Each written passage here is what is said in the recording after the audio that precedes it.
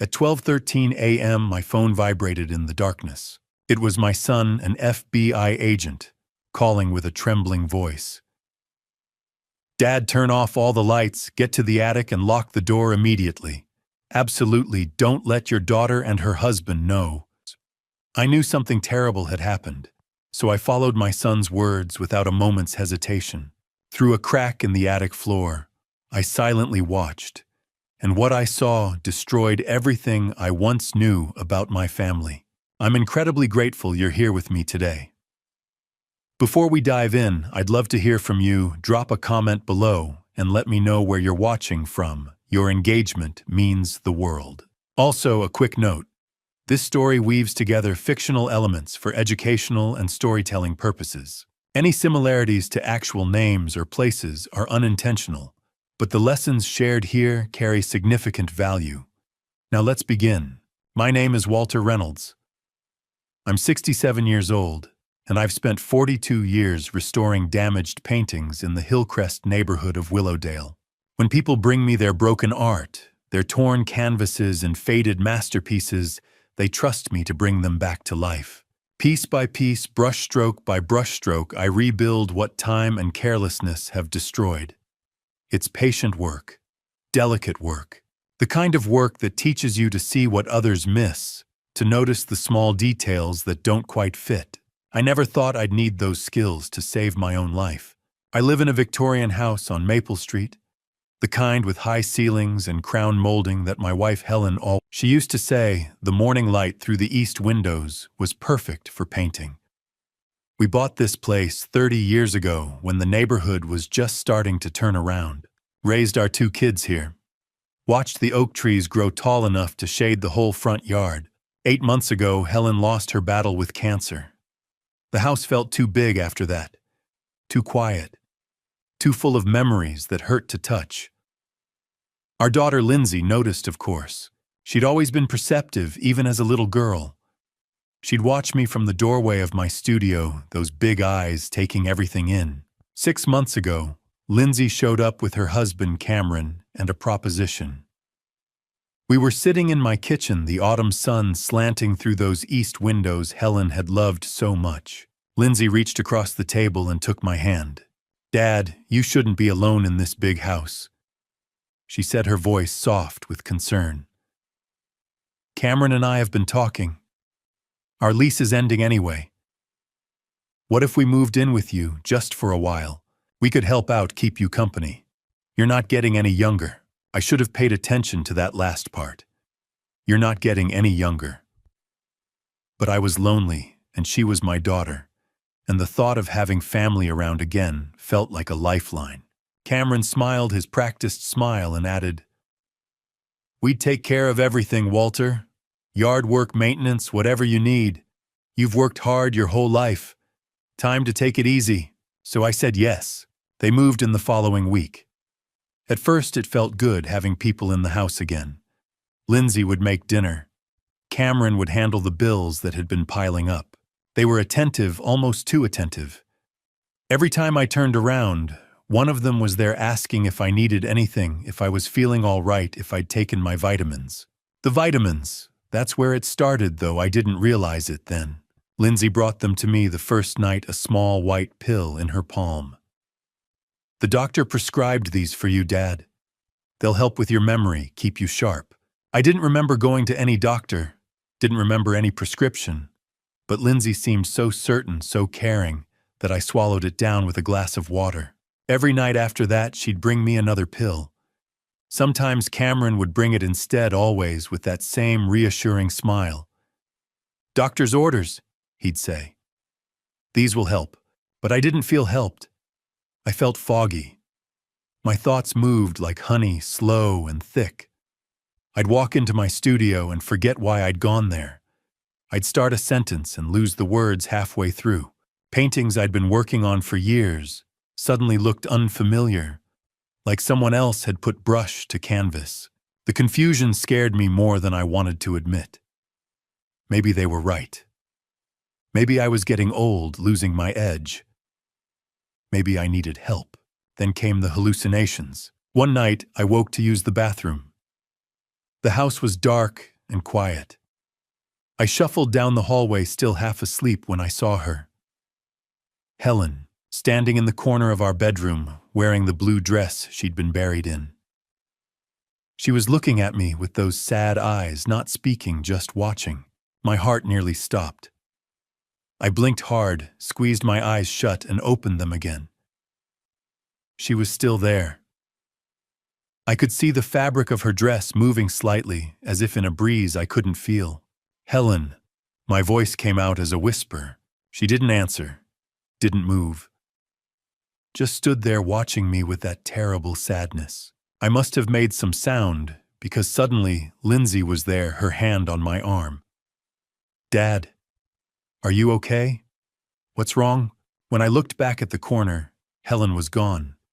I couldn't finish. "How do you tell your daughter you're seeing her dead mother?" Lindsay guided me back to bed, her face arranged in concern. "It's okay, Dad. You were dreaming. The mind plays tricks sometimes, especially at night. That's why you need your rest. And your vitamins." She tucked me in like I was a child, like I was helpless. The next morning, I felt like I was moving through water. Everything seemed distant, unreal. I went down to the kitchen, needing coffee, needing something to clear the fog in my head. Lindsay and Cameron had already left for work. The house was empty again. I was looking for the coffee filters when I knocked over a stack of papers on the counter. They scattered across the tile floor.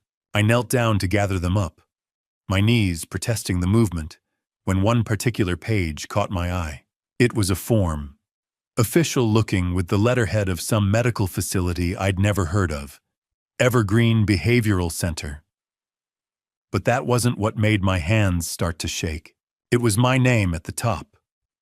Walter Reynolds. Age 67. And below that, a series of checkboxes. Delusions, hallucinations, paranoia, memory loss, inability to care for self, danger to self or others. None of the boxes were checked yet. The form was blank, waiting, but it was already filled out with my personal information. My date of birth, my address, even my social security number. Someone had prepared this. Someone was planning to have me evaluated, to have me declared incompetent. I stood there in my kitchen, the morning light streaming through Helen's favorite windows, holding that form in my trembling hands. The coffee pot gurgled behind me, mundane and ordinary, while my whole world tilted on its axis. The next morning I found something that made my blood run cold. A psychiatric evaluation form, with my name on it.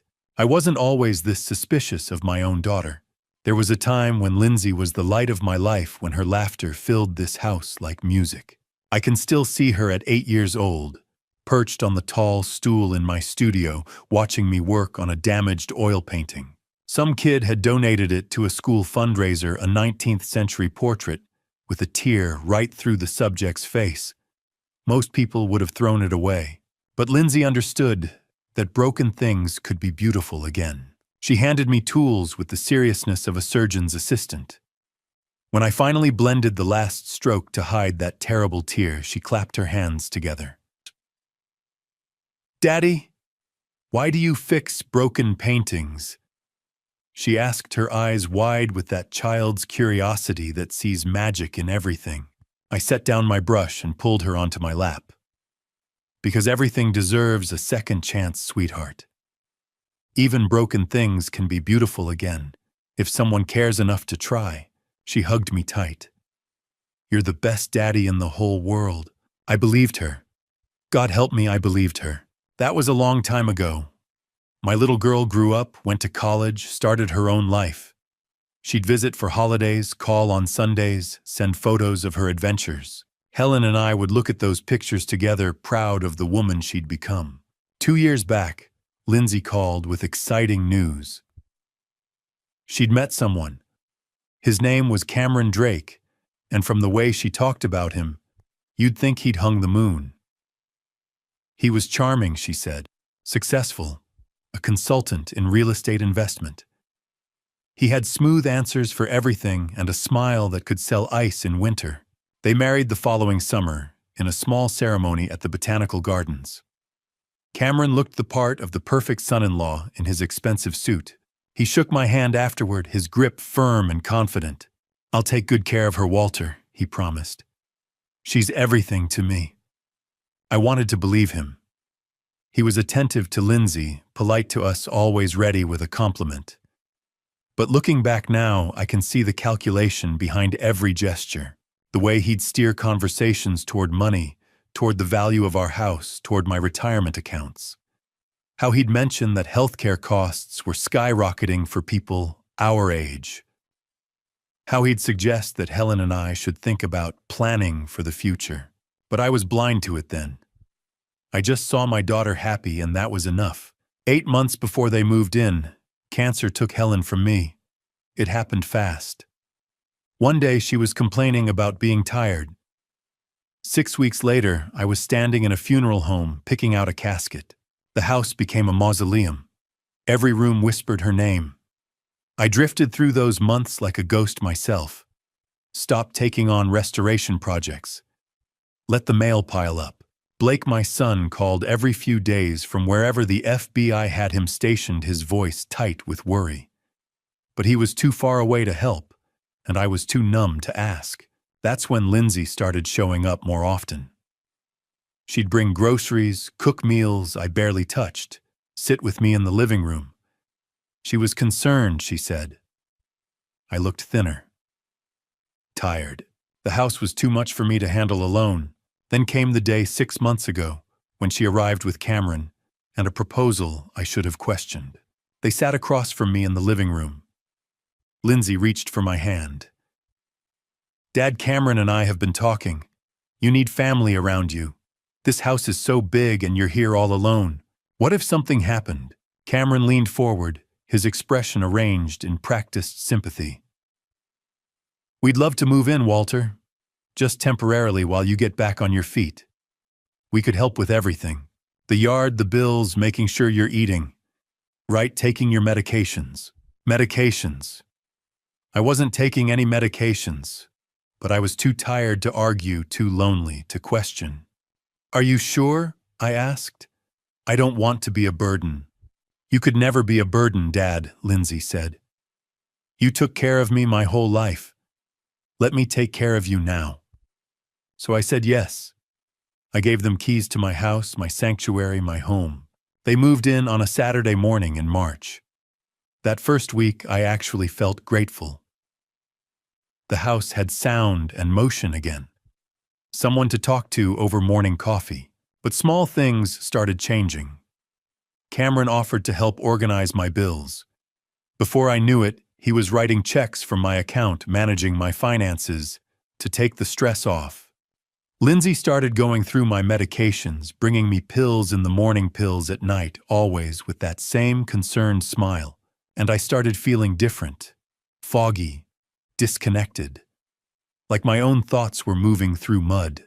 Within weeks, Cameron started installing security cameras. He did it methodically, room by room, always with a reasonable explanation. The front door camera was for package theft. The living room camera was in case I fell. The hallway camera could monitor if I was wandering at night. "For your safety," he'd say, mounting another small black eye to watch my every move. "At your age, we can't be too careful." I watched him drill holes in Helen's carefully painted walls and told myself it was thoughtful, that they cared. I didn't realize they were watching me in my own home. It took me a few days to realize just how many cameras Cameron had installed, slowly, methodically, like a net tightening around me. The first one I'd noticed was in the living room, mounted high in the corner near the crown molding. Cameron had pointed it out casually one afternoon. "Just a precaution, Dad," he'd said. "You know, in case anything happens." At the time, I'd nodded. It seemed reasonable. I was 67 after all, and Helen was gone.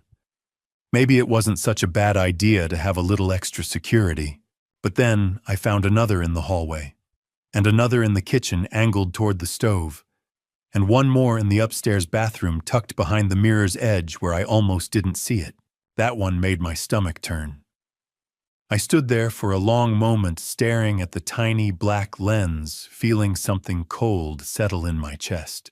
When I finally asked Cameron about it, he was ready with an answer. "Dad, at your age, what if you fall? What if you have a dizzy spell in the shower? We need to be able to help you." His tone was patient, almost patronizing the way you'd talk to a child.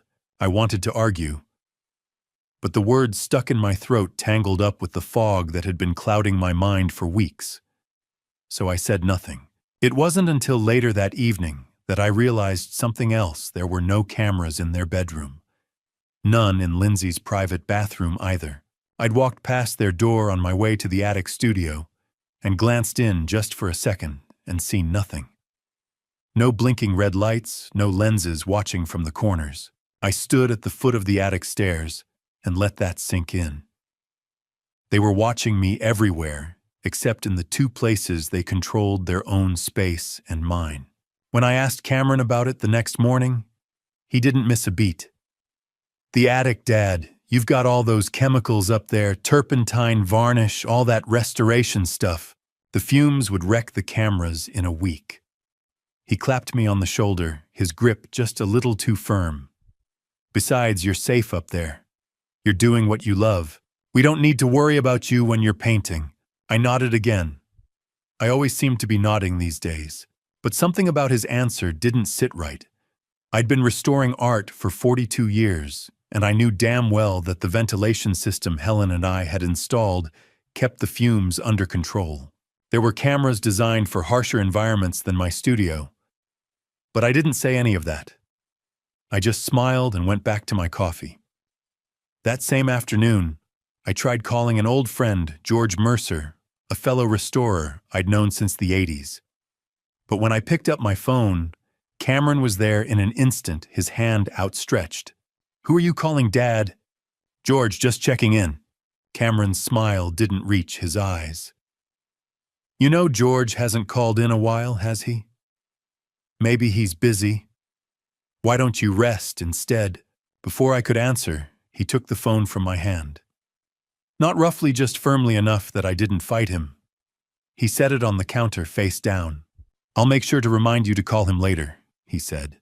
But later never came. It happened again 2 days after that. This time it was my son, Blake. I saw his name light up the screen, Blake Reynolds, FBI, and my heart leapt. I hadn't spoken to him in over a week, which was unusual. Blake called every Sunday like clockwork. I reached for the phone, but Cameron was faster. He snatched it off the table, his thumb swiping to decline the call. "Dad, you're supposed to be resting. Blake's probably just checking in. I'll text him later and let him know you're fine. I want to talk to him," I said, and I hated how weak my voice sounded. Cameron's expression softened into something that might have been sympathy. "Dad, Blake's busy. He's out there saving the world, dealing with criminals and terrorists. The last thing he needs is to worry about you. Let him do his job. We've got you covered here." I wanted to grab the phone back. I wanted to shout that Blake was my son, that I had every right to talk to him. But the fog was there again, pressing down on my thoughts, making everything feel too heavy to lift. So I just sat there silent, while Cameron slipped my phone into his pocket. That night, I couldn't sleep. I lay in bed staring at the ceiling, thinking about the cameras, about the phone calls that never went through, about the stack of papers he'd been asking me to sign, insurance forms, he said, and updated estate documents, just routine stuff. But I'd been too foggy to read them carefully, and now I couldn't remember half of what I'd put my name on. The next morning, I found one of those forms on Cameron's desk. I wasn't snooping, I'd just been looking for a pen. I picked it up, squinting at the fine print. My signature was at the bottom, clear as day, but I didn't recognize the document. Something about account access. Something about power of attorney.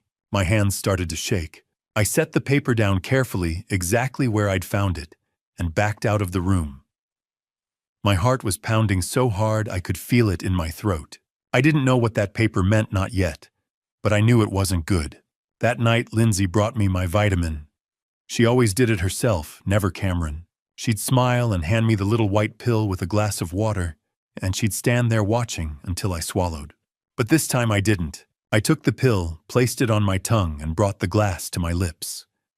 I let the water wash over it, but I didn't swallow. I kept the pill tucked under my tongue, hidden, while Lindsay watched me with that same patient smile. "Good," she said softly, brushing a strand of hair from my forehead. "Sleep well, Dad." When she left, I spat the pill into my palm. It was small and round and chalky white with no markings. I stared at it for a long time, turning it over between my fingers, wondering what they were really giving me. The pill dissolved in water, turning it a murky gray. Vitamins don't do that. I stood at the sink in my attic studio, watching the chalky residue swirl and settle at the bottom of the glass. I'd taken a real multivitamin from the bottle Helen and I used to share and dropped it into a second glass for comparison. That one fizzed briefly and dissolved clear, leaving only a faint orange tint from the coating. The pill Lindsay had given me last night left something else, entirely a gray sludge that clung to the sides of the glass like sediment. I poured both glasses down the drain and stood there for a long time, gripping the edge of the sink. I thought about Helen, about the night I'd seen her standing in the corner of my bedroom, her face pale and sad. I'd thought I was losing my mind. I'd thought grief had finally broken something inside me that couldn't be fixed. But it wasn't grief. It was the pills. I pulled out the old laptop I kept in the studio and opened a private browser window. My fingers felt clumsy on the keys, but I forced myself to type symptoms of hallucinations, drug-induced confusion, elderly. The results came back in seconds. Hallucinogens, benzodiazepines, sedative hypnotics. A dozen articles about elder abuse, about caretakers using medication to control or incapacitate their victims. I read them all, my chest tightening with every paragraph. The symptoms matched, every single one. I closed the laptop and sat in the dim light of the studio. My life's work surrounded me in half-finished paintings, and now someone, my own daughter, was trying to take it all away. But I needed proof. I needed to know for sure. That afternoon, Lindsay and Cameron left the house to run errands. I heard Cameron's voice in the driveway saying they'd be back in an hour, as if I were a child who couldn't be trusted to walk to the mailbox. I waited until I heard the car pull away. Then I moved. Cameron's office was on the first floor, just off the kitchen. He'd taken over what used to be Helen's sewing room. The door was usually locked, but today it wasn't. I stepped inside, my heart hammering in my chest. The desk was neat, organized to the point of obsession. A stack of folders sat in the center, labeled in Cameron's precise handwriting: insurance, estate, medical. I opened the one marked medical first. Inside, I found a glossy brochure for the Evergreen Behavioral Center. The cover showed a serene photograph of a modern building surrounded by trees. Specialized care for cognitive and behavioral health, the tagline read. Private rooms, 24-hour monitoring. A safe, compassionate environment for those who can no longer care for themselves. Beneath the brochure was a draft form, an intake evaluation for psychiatric commitment. My name was already filled in at the top, Walter Reynolds, age 67, and below that a checklist of symptoms, some already marked: hallucinations, delusions, paranoia. The boxes were checked in blue ink. Cameron's handwriting. I stared at the form for a long time, feeling something cold and sharp settle in my chest. This wasn't a precaution. This wasn't concern. This was a plan. They were going to have me committed. They were going to lock me away in that place, sign papers that said I was incompetent, and take everything I had. The house, the savings, the paintings, all of it. I took a photo of the form with the old phone from my studio and slipped it back into the folder exactly as I'd found it. My hands were steadier now. Anger has a way of clearing the fog. I was back in the living room, pretending to read a newspaper, when the knock came at the door. At first I thought it was Lindsay and Cameron returning early, but the knock was too soft, too hesitant. I opened the door to find Catherine Hayes standing on the porch, a ceramic dish covered in foil in her hands. Catherine was a fixture of the neighborhood, 65, silver-haired, with sharp eyes and a no-nonsense manner. She and Helen had been friends. I hadn't seen much of her since the funeral. "Walter," she said, her voice warm but cautious, "I brought you some casserole." She paused, her gaze sweeping over me. Her expression shifted. "Are you all right?" I opened my mouth to say yes the way I always did. But something stopped me. Maybe it was the way she was looking at me, not with pity, but with the sharp, clinical assessment of someone who'd spent 3 decades as a nurse. Catherine stepped inside, setting the casserole on the hall table. She lowered her voice. "Walter, I've been a nurse for 30 years. I know medication issues when I see them. You don't look well." I glanced toward the stairs, toward the cameras I knew were watching. But Catherine had already noticed. Her eyes flicked to the corner of the living room, to the small black lens mounted near the ceiling, and her mouth pressed into a thin line. Before I could answer, I heard the front door open. Lindsay's voice rang out bright and false. She appeared in the hallway a moment later, her smile freezing when she saw Catherine. "Mrs. Hayes, how nice of you to stop by. But Dad really needs to rest." "Don't you, Dad?" Catherine didn't move. I appreciate your concern," Lindsay said, stepping between us. "But we have everything under control. Cameron and I are taking excellent care of him." Catherine's jaw tightened. For a moment I thought she might argue, but then she picked up her empty dish and turned toward the door. As she passed me, she leaned in close. Her voice barely a whisper. "If you need me, I'm 2 houses down." And then she was gone. Lindsay closed the door and turned to me, her smile sharp. "Dad, don't bother the neighbors with your episodes. People might get the wrong idea." I nodded. I always seemed to be nodding, but inside, something had shifted. Catherine had seen. She knew, and more importantly, she'd offered to help. That night, after Lindsay brought me my vitamin, and I tucked it under my tongue again, I lay in bed and thought about Blake. My son, the FBI agent, the one who'd always been a little too cautious about security and worst-case scenarios. 6 months ago, he'd visited for Thanksgiving. He'd pulled me aside in the kitchen and pressed something small and rectangular into my hand. "It's a backup phone, Dad," he'd said quietly. "Prepaid, no contract, no tracking.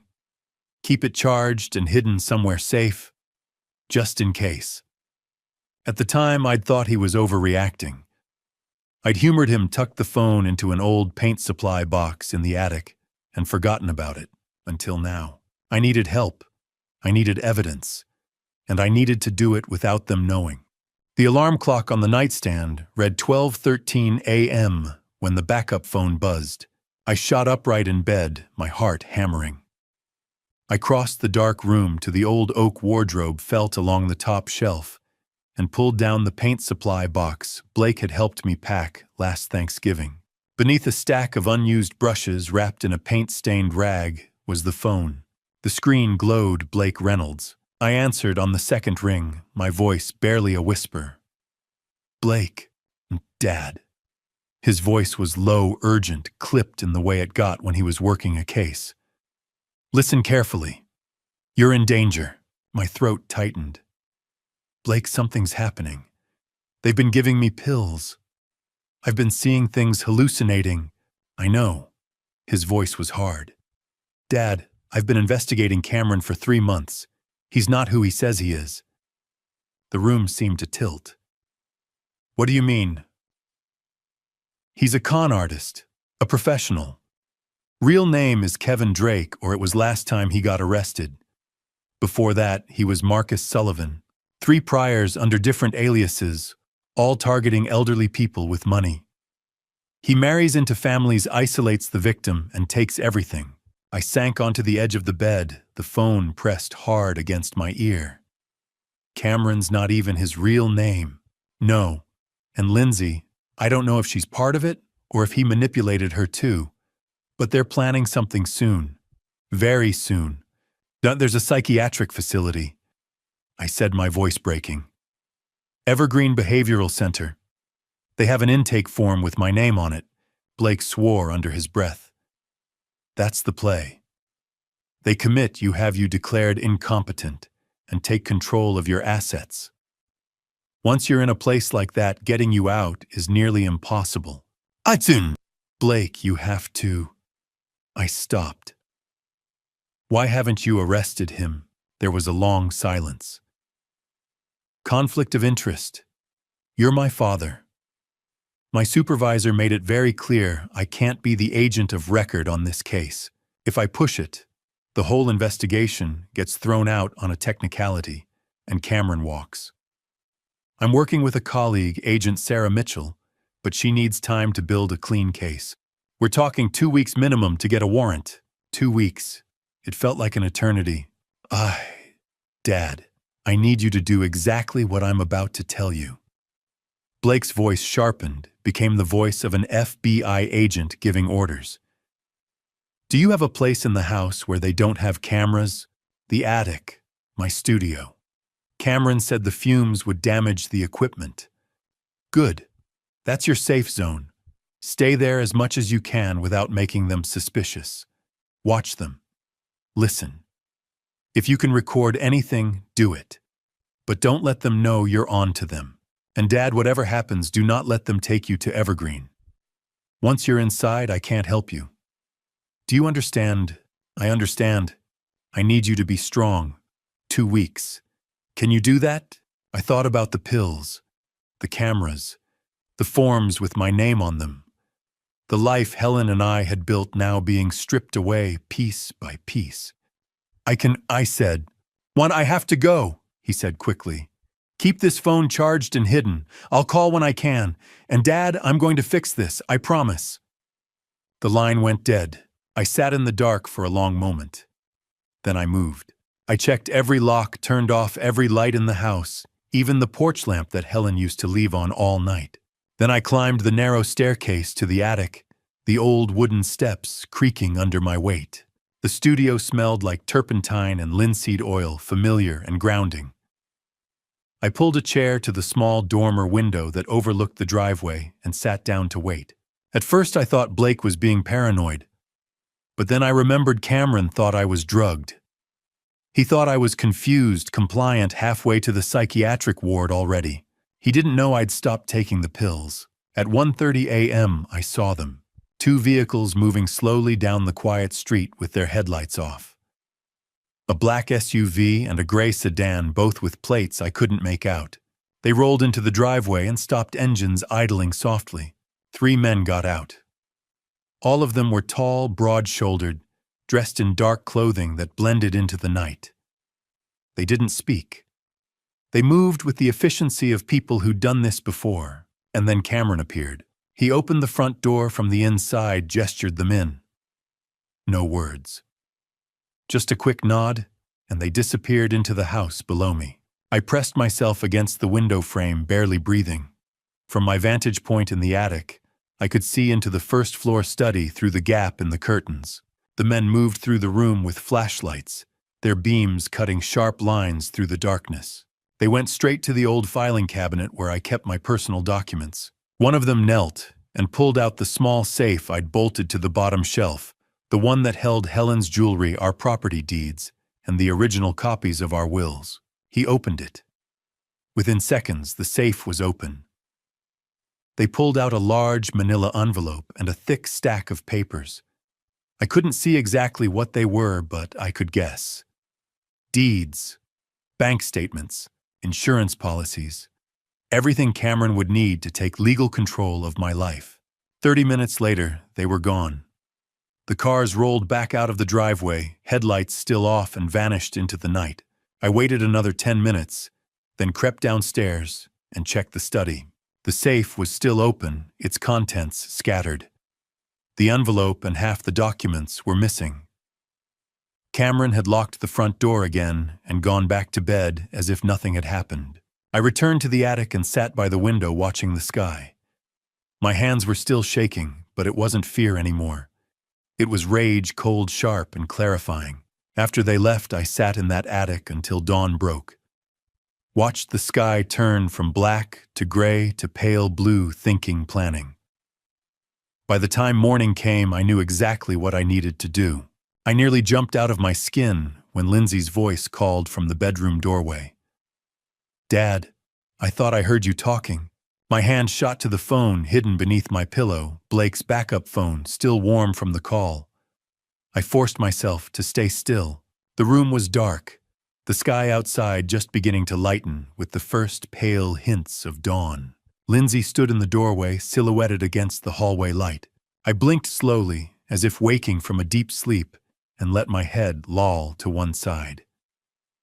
"Helen," I mumbled, slurring the word. "Where did you put the brushes?" Lindsay stepped into the room, her expression sharp. "Dad, were you on the phone?" I blinked again, meeting her eyes with what I hoped was confusion. "Phone." My voice cracked thick with false drowsiness. "No. I was dreaming about your mother." She didn't move. For a long moment, she just stood there watching me. Then her gaze swept the room over the nightstand, where my regular phone sat untouched, over the wardrobe, over the rumpled blankets. I kept my breathing slow and even my face slack. Finally, she sighed. "Okay, Dad. Go back to sleep." But her voice was tight, uncertain. She pulled the door closed, and I heard her footsteps retreat down the hall. I waited, counted to 60. Then I slipped the backup phone from under the pillow, wrapped it in an old shirt, and buried it at the bottom of the wardrobe beneath a stack of sweaters. My hands were shaking. That had been too close. A few hours later, after a tense breakfast, where I palmed Lindsay's vitamin under my tongue and spat it out in the bathroom, I made my announcement. "I think I'll spend the day in the attic," I said, keeping my tone casual. "Need to sort through some old paintings." Lindsay looked up from her coffee, her smile a little too bright. "That's nice, Dad. Just don't overdo it, okay?" Cameron called from the kitchen, his voice cheerful and false. "Yeah, Dad. Take it easy up there." I nodded and climbed the narrow staircase to the attic. The studio smelled the way it always had, linseed oil and turpentine, old wood and dust. Sunlight streamed through the dormer window, cutting bright shafts through the air. This was my sanctuary. Helen and I had converted the attic together 30 years ago. Every corner of this room held a memory. 17 paintings were stored here in various stages of completion. A Hudson River School landscape from the 1870s. A Victorian-era portrait of a young woman in a lace collar. A Baroque still life that I'd been restoring for a museum before Helen got sick. And then there was the portrait of Helen herself. I turned to look at it now, leaning against the far wall. Life-sized, painted in oils 30 years ago when we were newlyweds. She wore a navy blue dress, her hands folded in her lap, holding a single white rose. Her expression was serene, faintly amused, as if she'd been listening to a joke I'd just told. It was the best work I'd ever done. For 15 years, it had hung in the living room above the fireplace, watching over the house, until 3 weeks ago, when I'd told Lindsay I wanted to bring it up here for cleaning. She'd helped me carry it upstairs, and I'd promised to rehang it soon. I hadn't, and now I was glad. I spent the next hour moving paintings around, pretending to organize, all the while thinking about Blake's instructions. Watch them. Listen. Record anything you can. At one point, I knelt down to shift a canvas and noticed something I'd never paid attention to before: a gap in the floorboards. Not large, maybe half an inch wide, where the old wood had settled and shrunk over the decades. I pressed my face close to the floor and peered through. Below me, I could see straight down into the living room. The angle was perfect. From here, I had a clear view of the sofa, the coffee table, even the front door. I could see Lindsay sitting on the couch, her phone in her hand. A moment later, Cameron walked into view, carrying something, a thick stack of cash bundled with rubber bands. He dropped onto the sofa beside her and started counting it. Hundreds, by the look of them. Lindsay said something I couldn't hear, her face tense, and Cameron laughed, a sharp, dismissive sound that carried even through the floorboards. I watched their body language. Cameron grinned, gesturing with the cash. Lindsay shook her head, glanced toward the stairs, bit her lower lip. She looked nervous, afraid even, or maybe guilty. But I couldn't hear them. The floor was too thick, the distance too great. I could see, but I couldn't listen. And without sound, all I had were guesses. I sat back on my heels, frustrated. I need to hear them. I need evidence. Real evidence. I turned back to the workbench, scanning the clutter of tools and supplies. My gaze landed on the small digital camera I used for documentation, photographing paintings before and after restoration. It was old, but functional, with a decent video mode and a built-in microphone. The memory card could hold hours of footage. I picked it up, turning it over in my hands. The lens was small, unobtrusive. If I could hide it somewhere with a good view of the living room, somewhere they looked at every day, but never really noticed. My eyes drifted back to the portrait of Helen. It hung in the living room for 15 years, right above the fireplace facing the sofa. The frame was 4 inches wide, solid oak with a hollow space behind the canvas where the backing board sat. There was room in there.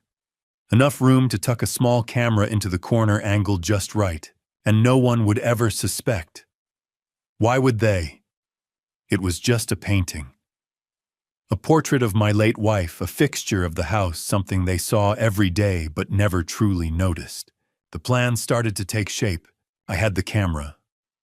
I had the location. Now I just needed to figure out how to hide it in plain sight, without them knowing I'd been anywhere near that portrait. Installing a camera in my wife's portrait felt like a betrayal. But Helen would understand. She always did. I sat in the attic studio staring at the small digital camera I'd ordered 2 days ago, a surveillance device no bigger than a coin with a pinhole lens and built-in Wi-Fi. It had arrived at Catherine Hayes's house that afternoon, hidden in a plain brown box. Catherine had knocked on the back door while Lindsay and Cameron were out, slipped the package into my hands, and left without a word. Now the camera sat on my workbench, gleaming under the light. Motion activated. 1080p resolution, night vision, rechargeable battery, good for 7 to 10 days. And most importantly, small enough to hide in plain sight. I thought about Helen's last words to me, spoken in the dim quiet of the hospice room 8 months ago. Her hand had been so light in mine, fragile as paper, but her grip had been firm. "Take care of yourself, Walter," she'd whispered. "Don't let anyone take advantage of your kindness. You're too good, you know that, too trusting." At the time, I'd brushed it off. "Who would take advantage of me, Helen? I'll be fine." She'd smiled, sad and knowing. "Promise me. Promise you'll be careful." "I promise." I hadn't understood then, but I understood now. Helen had seen something in Lindsay. Maybe not the full scope of it, but enough to worry. Enough to warn me. And I'd been too grief-stricken, too distracted to notice the signs. I looked at the portrait leaning against the wall, the one I'd painted 30 years ago, when Helen's hair was still dark and her eyes still bright. Her face gazed back at me, serene and steady. "Forgive me, sweetheart," I thought. "I'm using your beautiful face to catch the ugly truth about our daughter. But I know you'd want me to protect myself." I picked up the camera and got to work. The first step was to tell Lindsay I was bringing the portrait back downstairs. I found her in the kitchen that afternoon, scrolling through her phone. She looked up when I appeared in the doorway.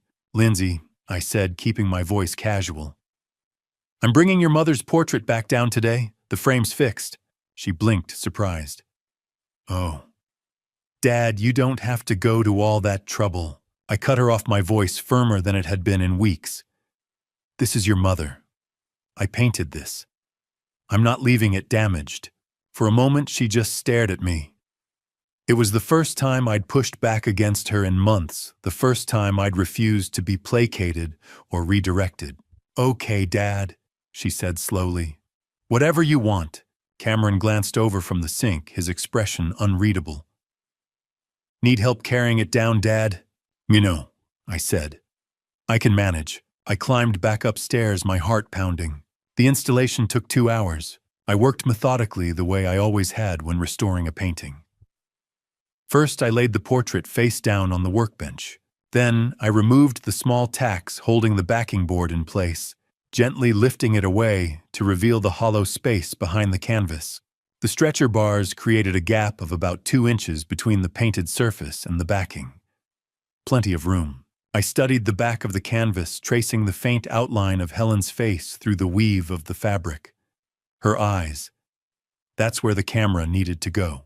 Using a precision drill bit, just 2 millimeters wide, I carefully pierced a hole through the canvas from the back, positioning it at the exact center of her left pupil. The drill bit slid through easily, and when I held the canvas up to the light, I could see a pinpoint of brightness where the hole had opened. Her eyes always seemed to follow you around the room, I thought. Now they really would.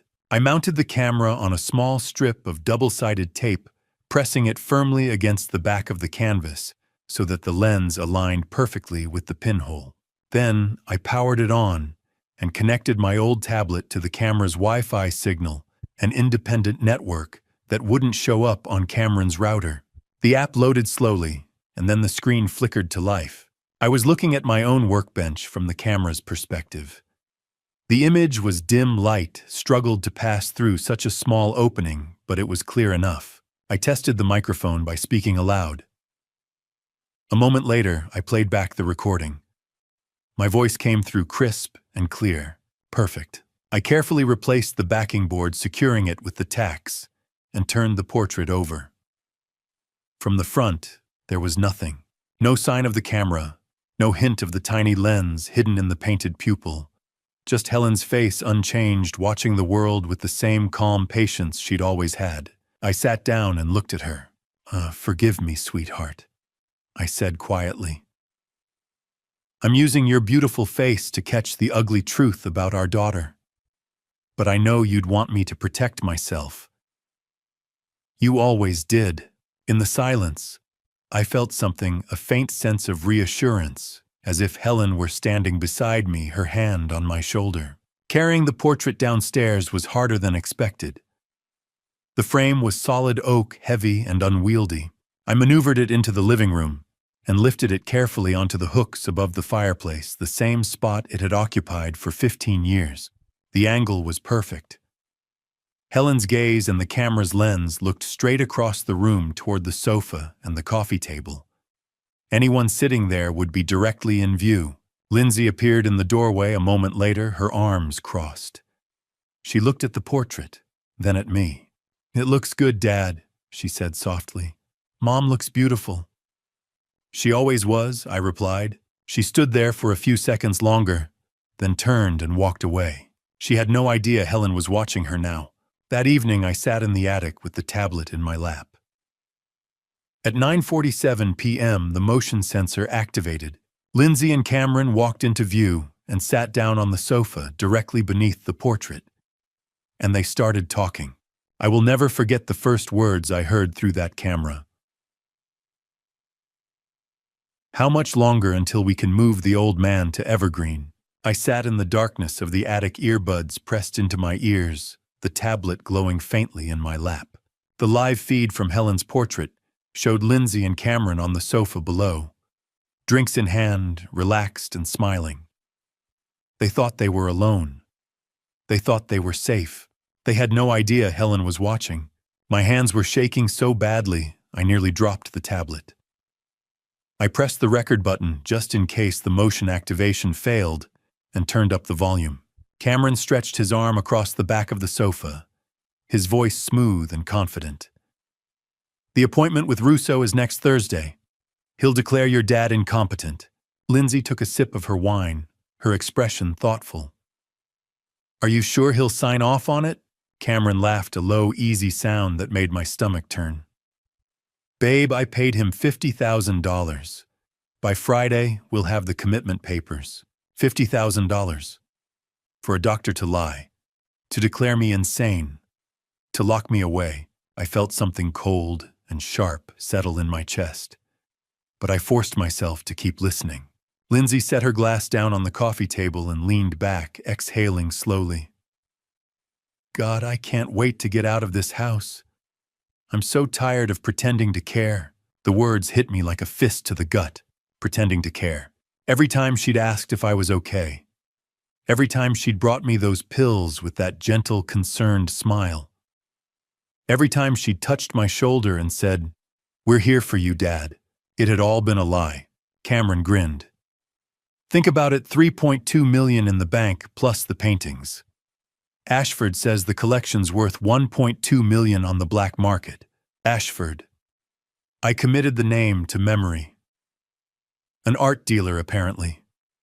Someone who trafficked in stolen goods. Lindsay laughed, light and musical, the same laugh she'd had as a little girl when I used to swing her around the living room. But now it sounded different. Hollow. Venomous. 4.5 million total, she said, swirling her wine. Not bad for 6 months of playing the devoted daughter. I stared at the screen, tears blurring my vision. That was my daughter. My little girl. The one who used to sit in my studio and ask me about second chances. The one who'd cried at Helen's funeral and held my hand through the service. Where had she gone? Or had she ever really been there at all? Cameron took a drink and leaned forward, his elbows on his knees. The drugs, the isolation, everyone in town thinks Walter's losing his mind. Mrs. Hayes almost screwed things up, Lindsay said, her voice edged with irritation. Cameron waved a dismissive hand. No one listens to nosy old women. I thought of Catherine, kind, sharp-eyed Catherine, who'd noticed something was wrong and tried to help. And Cameron dismissed her as a nosy old woman, as if her concern meant nothing. Rage flickered in my chest, hot and bright, cutting through the grief. Lindsay bit her lip, glancing toward the stairs. Do you think Blake suspects anything? Cameron shrugged. He's too busy with the FBI, and conflict of interest means he can't touch us. Even if he wanted to, his hands are tied. He knew. Cameron knew about the FBI regulations, about the restrictions on Blake's investigation. He'd done his homework. This wasn't some impulsive scheme, it was calculated, researched, professional. Blake had been right. Cameron was a con artist, and he was good at it. I wiped my eyes with the back of my hand, but the tears kept coming. Silent. Hot. I couldn't stop them. Then Lindsay's phone buzzed. She glanced at the screen, and her expression shifted just slightly, but enough that I noticed. Something softened in her face. Something private. I need to take this, she said, standing up quickly. Cameron barely looked up. Sure, babe. She walked out of the frame, her voice fading as she moved into the hallway. The camera's microphone still picked up her words, muffled and distant, but audible. Hey, yeah, everything's on track. Next week? I know. I love you too. I froze. I love you too. Her voice had changed. It wasn't the cool, calculating tone she used with Cameron. It was warm, intimate, tender. She came back into the living room a moment later, slipping her phone into her pocket. Cameron looked up from his drink. Your mom? Lindsay didn't hesitate. Yeah, she was just checking in. Cameron nodded and took another sip, completely unbothered. But I sat there in the dark, my heart pounding, my mind racing. Liar.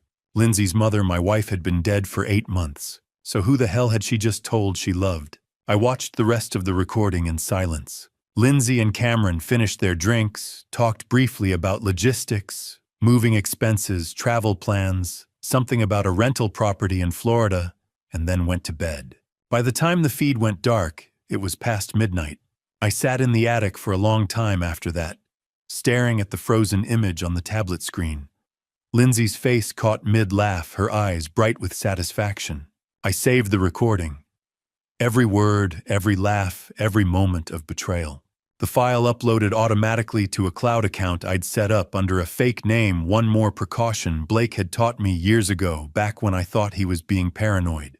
But that phone call haunted me. I love you too. Who was she saying that to? Because it sure as hell wasn't Cameron sitting right next to her. The next morning, Catherine Hayes was standing on my doorstep. And she wasn't leaving without answers. I saw her through the front window before she knocked, silver hair pulled back in a neat bun, her posture rigid with determination. Lindsay and Cameron had left half an hour earlier, something about errands and appointments, and I'd been alone in the house reviewing last night's recording for the third time. When the knock came, I hesitated. But then I remembered the way Catherine had stood up to Cameron, the way she'd called elder abuse by its name, and I opened the door. "Walter," she said, her voice low and urgent. "We need to talk. My sister died in a place like Evergreen." I recognized the pattern. I stepped aside and let her in. We sat in the attic, the safest place in the house. Catherine didn't ask why I led her there. She just followed, her sharp eyes taking in the paintings, the workbench, the small tablet I'd left sitting by the window. "Your sister?" I asked quietly.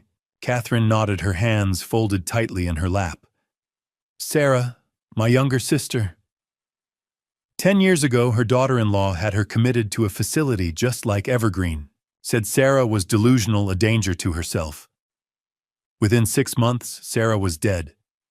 And by the time I found out what was really happening, it was too late." Her voice cracked on the last word, and I saw the weight of a decade's guilt settle across her shoulders. "I didn't fight hard enough for her," Catherine said. "I let them convince me she was sick, that the family knew best. I won't make that mistake again." I looked at her for a long moment, this woman who'd barely known me before Helen died, who had no reason to get involved in my mess. And I made a decision. "I know," I said. "I know what they're planning." I showed her the tablet, played her a snippet of last night's recording, just enough. Cameron's voice, smooth and confident, 3.2 million in the bank. Lindsay's laugh. "Not bad for 6 months of playing the devoted daughter." Catherine's face went pale, then red with fury. "I called your son," she said, her voice shaking. "Blake. I found his number in the FBI directory, and I called him 2 days ago. Told him what I've been seeing, the pills, the isolation, the way they watch you. He said he's working on it, but he needs time. He said my testimony would be crucial because I'm an independent witness, not family." "Thank you," I whispered. Catherine reached into her purse and pulled out a small notebook. "I've been keeping a log. Dates, times, things I've observed. Lindsay intercepting your mail. Cameron blocking visitors. The way you've looked confused, unsteady since they moved in." She set the notebook on the workbench. "This is yours now. Use it however you need to." Then she pressed a key into my hand, a small brass key on a plain ring. "My house. 2 doors down. If you need to get out, my door is always open." I stared at the key, my throat tight. "Catherine, don't thank me," she said firmly. "Just promise me you'll fight. Promise me you won't let them win. I promise." We were coming down the attic stairs when I heard the front door open. Catherine and I froze. I glanced at her, saw the flicker of alarm in her eyes, but she straightened her shoulders and kept walking. Cameron appeared in the hallway, his expression unreadable. His gaze flicked from Catherine to me, then back to Catherine. "Mrs. Hayes," he said, his voice cool and measured. "I didn't realize we were expecting company." "I brought Walter a casserole," Catherine said smoothly. "Just checking in." Cameron's smile didn't reach his eyes. "That's very kind. But Walter's family is taking care of him. He doesn't need outside interference." Catherine's jaw tightened. "I'm not interfering. I'm concerned." "Your concern is noted," Cameron said, stepping closer. "But Walter's situation is a private family matter." "Elder abuse is not a private family matter," Catherine said, her voice hard. "It's a crime." The air in the hallway seemed to freeze. Cameron's smile vanished. For a moment, he just stared at her, his eyes cold and sharp. "Be careful with accusations, Mrs. Hayes," he said softly. "Slander is also a crime." Catherine didn't blink. "So is poisoning someone without their consent." Cameron went very still. I could see the calculation happening behind his eyes, weighing his options, deciding how to respond. Finally, he smiled again, but it was a thin, dangerous thing. I think it's time for you to leave, Mrs. Hayes. Catherine turned to me, her expression softening. Walter, you have my number. Call me anytime. Then she walked past Cameron, her head held high, and left. Cameron closed the door behind her and turned to me, his face tight with controlled anger. Walter, he said, his voice low. I don't want that woman in this house again. She's filling your head with paranoid nonsense. I blinked at him, forcing my expression into confusion.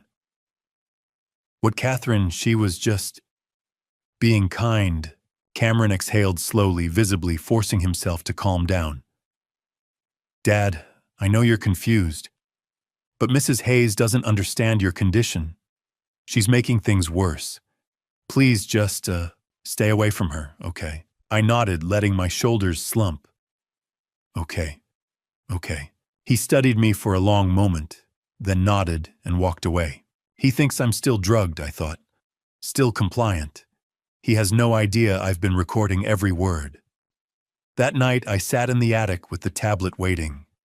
At 9:30 p.m., Lindsay and Cameron appeared on the screen, settling onto the sofa.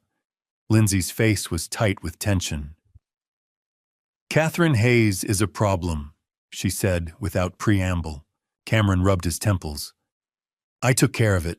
Sent her packing. That's not enough! Lindsay's voice was sharp. She called Blake. We need to move faster. Cameron looked up. How much faster? Lindsay was silent for a moment, thinking. Then her expression hardened. Russo's evaluation is Thursday. But what if we get Dad to Evergreen this Saturday? Emergency commitment. We say he attacked me. Cameron blinked. Can we do that? Russo owes us. He'll backdate the paperwork. We just need to stage an incident. I'll have a bruise, maybe a scratch. Enough to justify emergency commitment. What if Blake finds out? Lindsay's smile was cold. By the time Blake gets his warrant, Dad will be locked in Evergreen, declared incompetent, and will have power of attorney. Game over. And once he's in there, it's nearly impossible to get him out. You know how these places work. Cameron nodded slowly.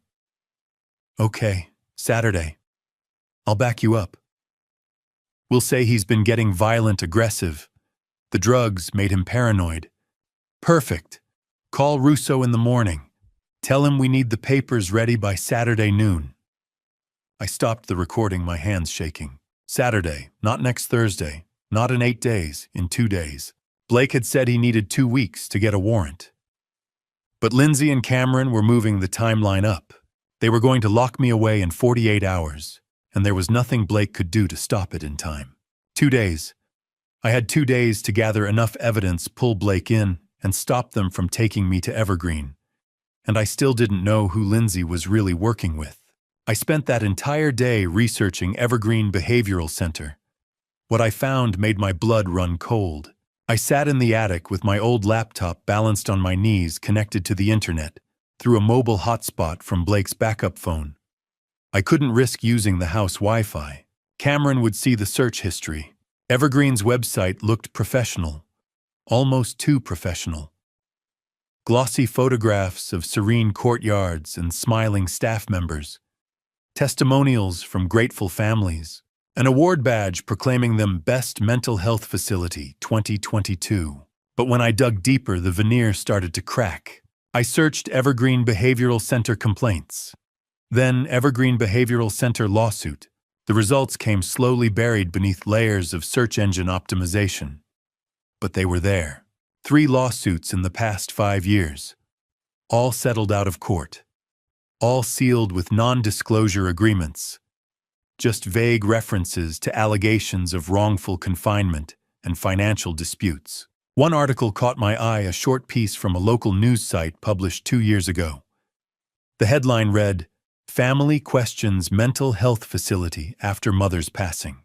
The article mentioned a man named Robert Klein, 58, whose mother Margaret had died after 6 months at Evergreen.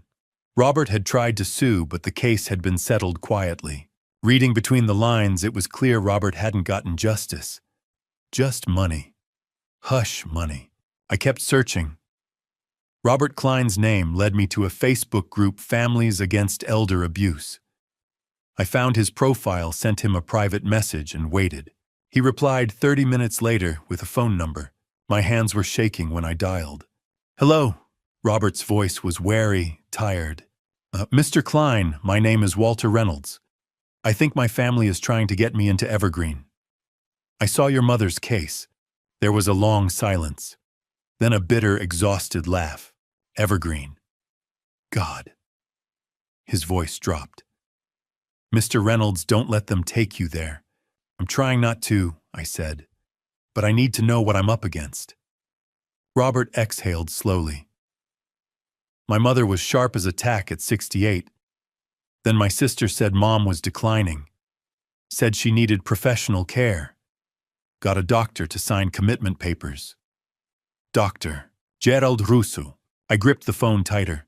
"Russo, Dr. Gerald Russo. Sahantasha Mukatikakam. Spanomon. You know him too." Robert's voice turned hard. "He's part of the racket. He signs off on anyone Evergreen wants." Within 2 months at Evergreen, my mother actually was confused. They had her so drugged up she couldn't remember her own name. She had $2 million in savings, Mr. Reynolds. By the time I finally got her out, there was $40,000 left. 40,000, I repeated, stunned. Evergreen charges $15,000 a week. Over 6 months, that's $360,000. Where did the rest go? His voice cracked. I found wire transfers to shell accounts, payments to consultants and legal fees I never authorized. By the time I got access to her records, it was too late. And 3 months after I brought her home, she died. Heart failure, but I know it was the drugs. I closed my eyes. "I'm sorry." "Wait, don't be sorry. Fight." Robert's voice steadied. "And if you build a case, if you can get them into a courtroom, I'll testify. I'll tell them everything." I kept digging. Another search, Evergreen Behavioral Center survivors. I found a blog post from a year ago. The headline, "Woman Escapes Mental Health Facility Alleges Financial Abuse." The woman's name was Margaret Lawson, 71. I tracked down her contact information through the blog's author and called her that afternoon. "Hello." Her voice was thin, fragile. "Mrs. Lawson, my name is Walter Reynolds. I read about your experience at Evergreen. I think my family is trying to do the same thing to me." There was a long pause, then a shaky breath. "Evergreen. I still have nightmares." Margaret's voice wavered, but she told me. Her grandson Daniel had convinced a judge she had dementia. Dr. Russo again, Russo had signed the paperwork. Within weeks, she was locked inside Evergreen, drugged into compliance, and forced to sign over her house, her savings, her stocks. $1.8 million gone. "They made me sign papers while I was so sedated I couldn't even read them," she whispered. "I thought I was signing get-well cards.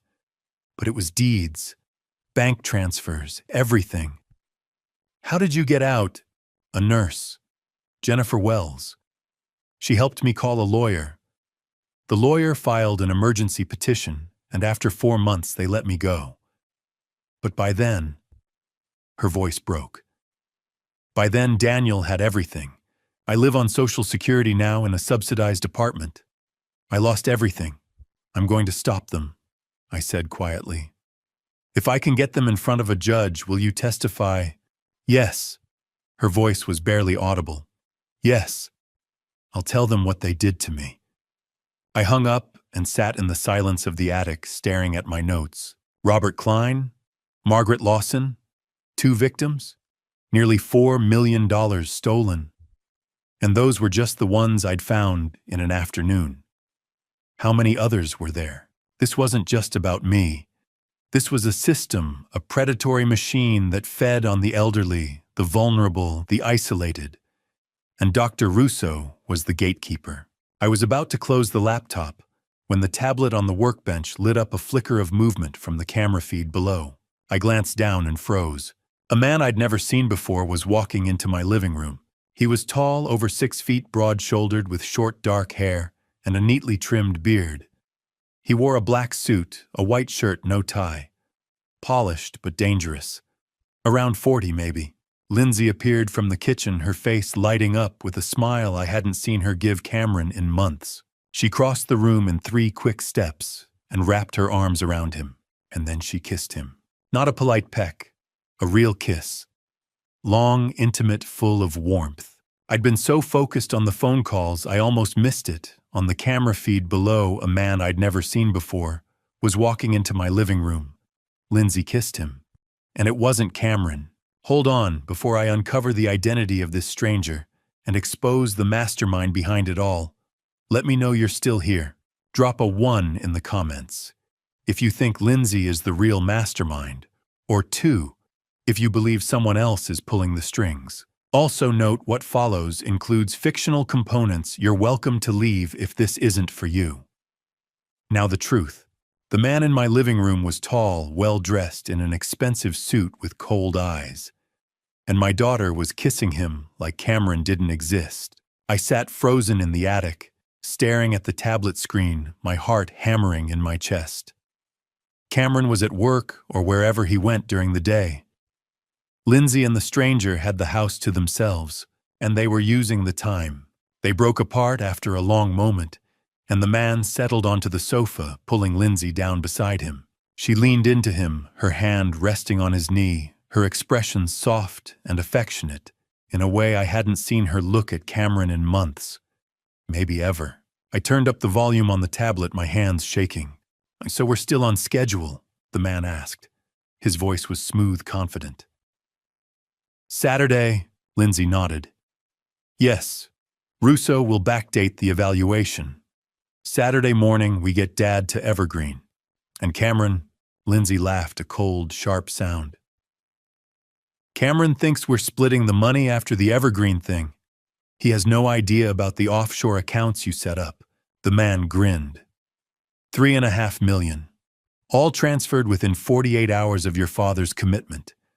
By the time Cameron figures it out, we'll be in Grand Cayman." I felt like I'd been punched in the chest. Grand Cayman. Offshore accounts. They weren't just stealing from me, they were planning to disappear. And Cameron, the man I'd thought was the mastermind, didn't even know. Lindsay hesitated, biting her lip. "What if he tries to stop us?" The man, Trevor, I still didn't know his name yet, leaned back, utterly relaxed. "He won't. I've been setting him up for months. The paper trail shows he's the one defrauding your dad. All the documents, all the communications with Russo. Cameron's name is on everything." My stomach turned. Cameron was being framed. He was a patsy, a scapegoat. And when this all came crashing down, he'd be the one holding the bag. Lindsay smiled, leaning in to kiss the man again. "You're brilliant, Trevor." Trevor. Finally, I had a name. "I know," Trevor said, smirking. They shifted on the sofa, settling into a more comfortable position. Trevor draped his arm around Lindsay's shoulders, and they talked like they were planning a vacation, not a crime. "The paintings alone will bring in 1.2 million from Ashford," Trevor said. "I'll handle the sale." Lindsay nodded. "Dad's entire collection. Some of them he restored himself." There was no emotion in her voice. No hesitation. She was talking about my life's work paintings I'd spent years bringing back from ruin like they were furniture she was selling at a garage sale. Trevor shrugged. "Sentimental value doesn't pay for a Caribbean penthouse, babe." Lindsay was quiet for a moment. Then she sighed. "Sometimes I wonder if we're going too far." For a split second, I felt a flicker of hope. Maybe she still had a conscience. Maybe there was some part of my daughter left inside her. But Trevor's response crushed that hope immediately. "Too far?" His voice turned sharp, almost annoyed. "Lindsay, you came to me 3 years ago. Your exact words, 'My dad is sitting on a pile of money, and I'm drowning in debt.' This was your plan. 3 years. 3 years ago, I gripped the edge of the workbench, my knees buckling. 3 years ago was 2021. A year before Helen died. before Lindsay met Cameron, before any of this started, which meant Lindsay had been planning this before she married Cameron. Cameron wasn't the mastermind. He was just another tool like me, another pawn in Lindsay's game. She wasn't a victim. She was the architect of everything. I know, Lindsay said quietly, her voice cold again. You're right. I pulled out Blake's backup phone, my hands shaking so badly I almost dropped it. I took a screenshot of Trevor's face from the video feed, clear, well-lit, unmistakable. Then I recorded a 30-second clip of their conversation, just enough to capture Trevor's voice saying, "Cameron's name is on everything," and Grand Cayman. I sent both to Blake with a message. Found this. Lindsay has a partner. Name is Trevor. Sending photo. Blake's reply came 5 minutes later. Digging now. Stay safe. I spent the next hour digging through everything I had. Old emails I'd copied from Cameron's office weeks ago. Search results on Victor Ashford. Anything that could help me understand the full scope of what they were planning. Victor Ashford was exactly what I'd suspected, a Manhattan art dealer with a legitimate gallery and an underground reputation. He'd been investigated by the FBI in 2019 for trafficking stolen art, but the case had fallen apart due to lack of evidence. Now he operated in the gray area between legal and illegal brokering deals for wealthy collectors who didn't ask too many questions about provenance. In one of Cameron's old emails, I found a message to Ashford. 17 pieces. 20th century American art. Owner willing to sell. Documentation will be signed and notarized. Let me know your offer. 17 pieces, my entire collection. They were planning to forge my signature on the sales documents after I was committed. Once I was declared incompetent, my signature wouldn't matter anymore. They could sign whatever they wanted, and no one would question it. I felt sick. An hour later, Blake's text came through. Trevor Mason, investment banker. Also on our watch list. Dad, this is bigger than we thought. I'm coming tomorrow morning. Don't let them take you before I get there. A second later, an attachment arrived, a PDF file. I opened it with trembling hands. Trevor Mason, age 39. Investment banker at Crestview Capital, a private equity firm in Manhattan. On FBI watch list since 2022 for suspected money laundering and financial fraud. Not yet charged due to insufficient evidence. There was more. 2 prior relationships with wealthy women, both ending with mysterious financial losses. No charges filed, no evidence strong enough to prosecute. But the pattern was clear. Trevor was a professional con artist, and Lindsay wasn't his victim. She was his willing partner. Blake's text arrived an hour later. Trevor Mason, investment banker. Also on our watch list. Dad, this is bigger than we thought. I'm coming tomorrow morning. Don't let them take you before I get there. Friday morning, Dr. Gerald Russo arrived at my door with a briefcase and a smile that didn't reach his eyes. I'd been awake since 4, sitting in the attic with the tablet watching the live feed from Helen's portrait. Lindsay and Cameron had spent the night whispering plans I couldn't quite hear through the walls. But I knew what was coming. Russo's evaluation was the final piece. Once he signed the papers, they could take me to Evergreen. I heard the doorbell ring. Heard Lindsay's bright, false voice. Dr. Russo, thank you so much for coming. I made my way downstairs slowly, deliberately. I had to play the part, confused, compliant, harmless. If Russo suspected I knew what he was doing, he might change the plan, and I needed him on camera. Lindsay met me at the bottom of the stairs, her hand on my elbow. Dad, Dr. Russo is here to help you. Just answer his questions honestly, okay? I nodded. Okay. We sat in the living room. Russo in the armchair across from me, Lindsay and Cameron hovering nearby. Above us, Helen's portrait watched in silence. Russo opened his briefcase and pulled out a clipboard. Mr. Reynolds, how are you feeling today? I'm fine, doctor. Your daughter tells me you've been confused lately, Seeing things that aren't there, I kept my expression neutral. I don't know what she means. Russo made a note. He wasn't listening. He was going through the motions, checking boxes on a script he'd already written. What year is it? He asked. Who is the current president? Donald Trump. What day of the week is it? Friday. Can you count backward from 100 by sevens? 193, 86, 79, 72. I rattled off the sequence without hesitation. Russo frowned. Clearly he hadn't expected me to be so sharp. But he recovered quickly, flipping to the next page. Do you ever feel like people are watching you? He asked, his tone shifting, leading suggestive. I hesitated. Sometimes. Do you hear voices? I met his eyes. I sometimes hear my wife. But she's been dead for 8 months. Russo wrote quickly, underlining something. Auditory hallucinations. Do you feel safe in this house? I let a faint smile touch my lips. Should I not? He looked at me for a long moment, and I saw the flicker of suspicion in his expression. He knew I was sharper than Lindsay had told him. But it didn't matter. He'd already been paid. Confusion is natural at your age, Mr. Reynolds, he said, his voice patronizing. I'm not suffering from dementia, doctor. Lindsay stepped forward, her voice sweet and worried. Dad, please. Dr. Russo is just trying to help. I looked at her, my daughter, my little girl, and saw nothing but cold calculation in her eyes. The evaluation ended 20 minutes later. Russo stood, shook my hand with false warmth, and followed Lindsay and Cameron into the kitchen for a private consultation. I went upstairs to the attic, and I listened. The camera feed picked up every word. There are clear signs of paranoid delusions. Russo said, his voice clinical and detached. Possible early-stage dementia. He's a danger to himself. Cameron leaned against the counter. So you'll sign the commitment papers.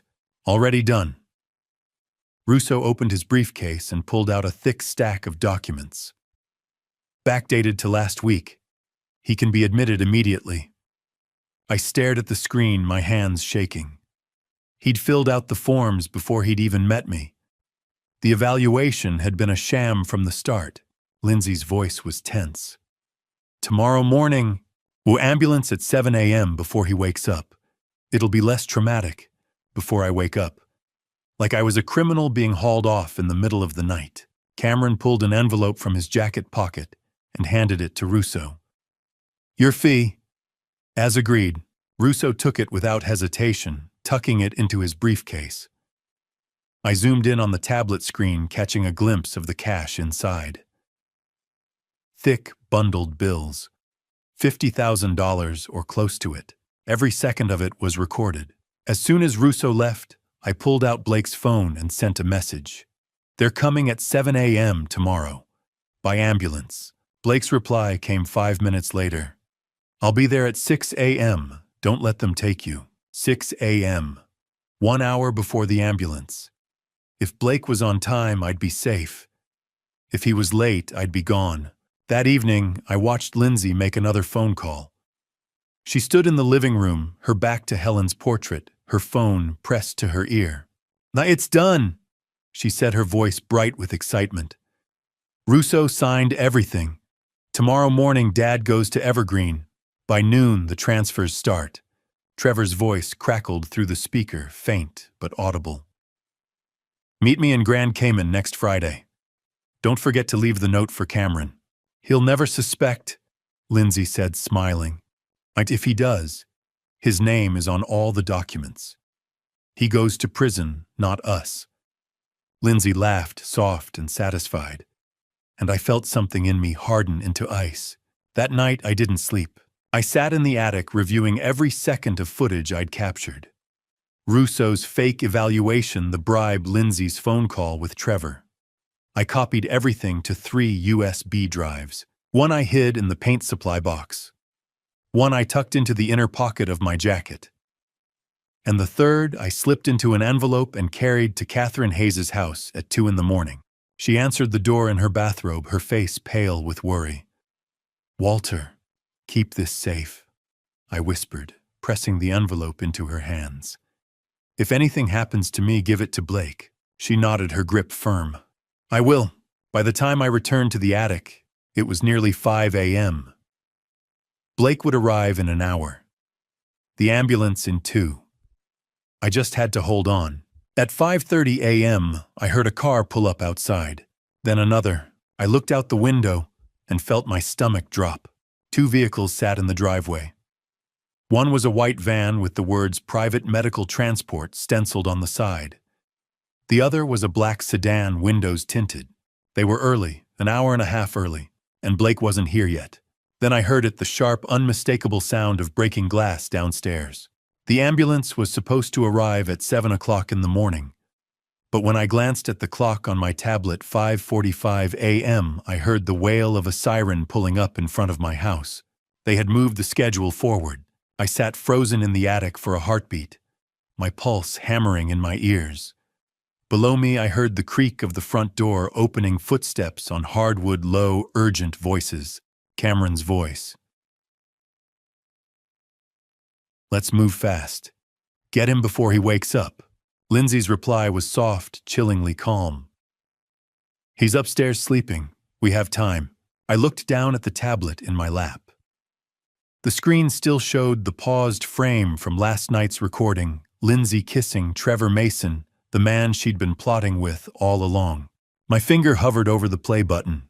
Then I heard it, the heavy tread of boots on the stairs. They were coming for me. I grabbed the tablet, shoved it under my arm, and stood.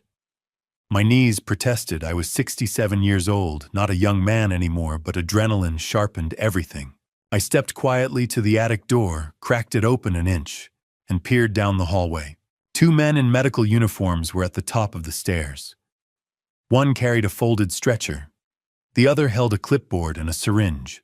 Behind them stood Cameron, his face tight with impatience, and Lindsay, her expression blank and cold. "He's in the bedroom," Cameron said, gesturing. "Get him sedated and on the stretcher. We'll sign the paperwork downstairs." Lindsay added, her voice like ice. "Make it quick. I don't want the neighbors to see." The medics nodded and moved toward my bedroom. I stepped out of the attic doorway. "Looking for me," I said. All 4 of them froze. Cameron's eyes went wide. Lindsay's face drained of color. The 2 medics exchanged a glance, hands twitching toward their pockets. "Aunt, Dad." Lindsay started, her voice suddenly bright and false. "You're awake, we were just—" "I know exactly what you were doing," I said. My voice was steady even though my heart was racing. I held up the tablet. "And I have proof." Cameron's face twisted. "You don't know what you're talking about. You're confused. That's why we're getting you help. The help." I laughed, a bitter sound. "You mean Evergreen Behavioral Center, the place where elderly people go in with millions and come out in body bags?" Lindsay's mask slipped. Her eyes narrowed. "Dad, you need to calm down." "I recorded everything," I said. I tapped the tablet screen. The video began to play, volume turned up high. Lindsay's voice filled the hallway. "How much longer until we can move the old man to Evergreen?" Cameron's reply. "Russo will sign off. I paid him $50,000. Then Lindsay again. $3.2 million in the bank, plus the paintings. $4.5 million total." The color drained from Cameron's face. One of the medics took a step back. Lindsay stood perfectly still, her jaw clenched. "You drugged me." I continued, my voice rising. "You isolated me. You bribed a psychiatrist to declare me insane. You forged documents. And you plan to steal everything I've worked for my entire life." Cameron lunged forward. "Give me that tablet. Touch it and you'll regret it." I snapped, stepping back. "I've already made copies, 3 of them. One is with my neighbor, Catherine Hayes. One is uploaded to a secure cloud account. And one is with my son Blake. At the mention of Blake's name, Lindsay's composure shattered. You called Blake? Her voice was shrill, now panicked. I didn't have to, I said. He's been investigating you for months. Cameron turned on Lindsay.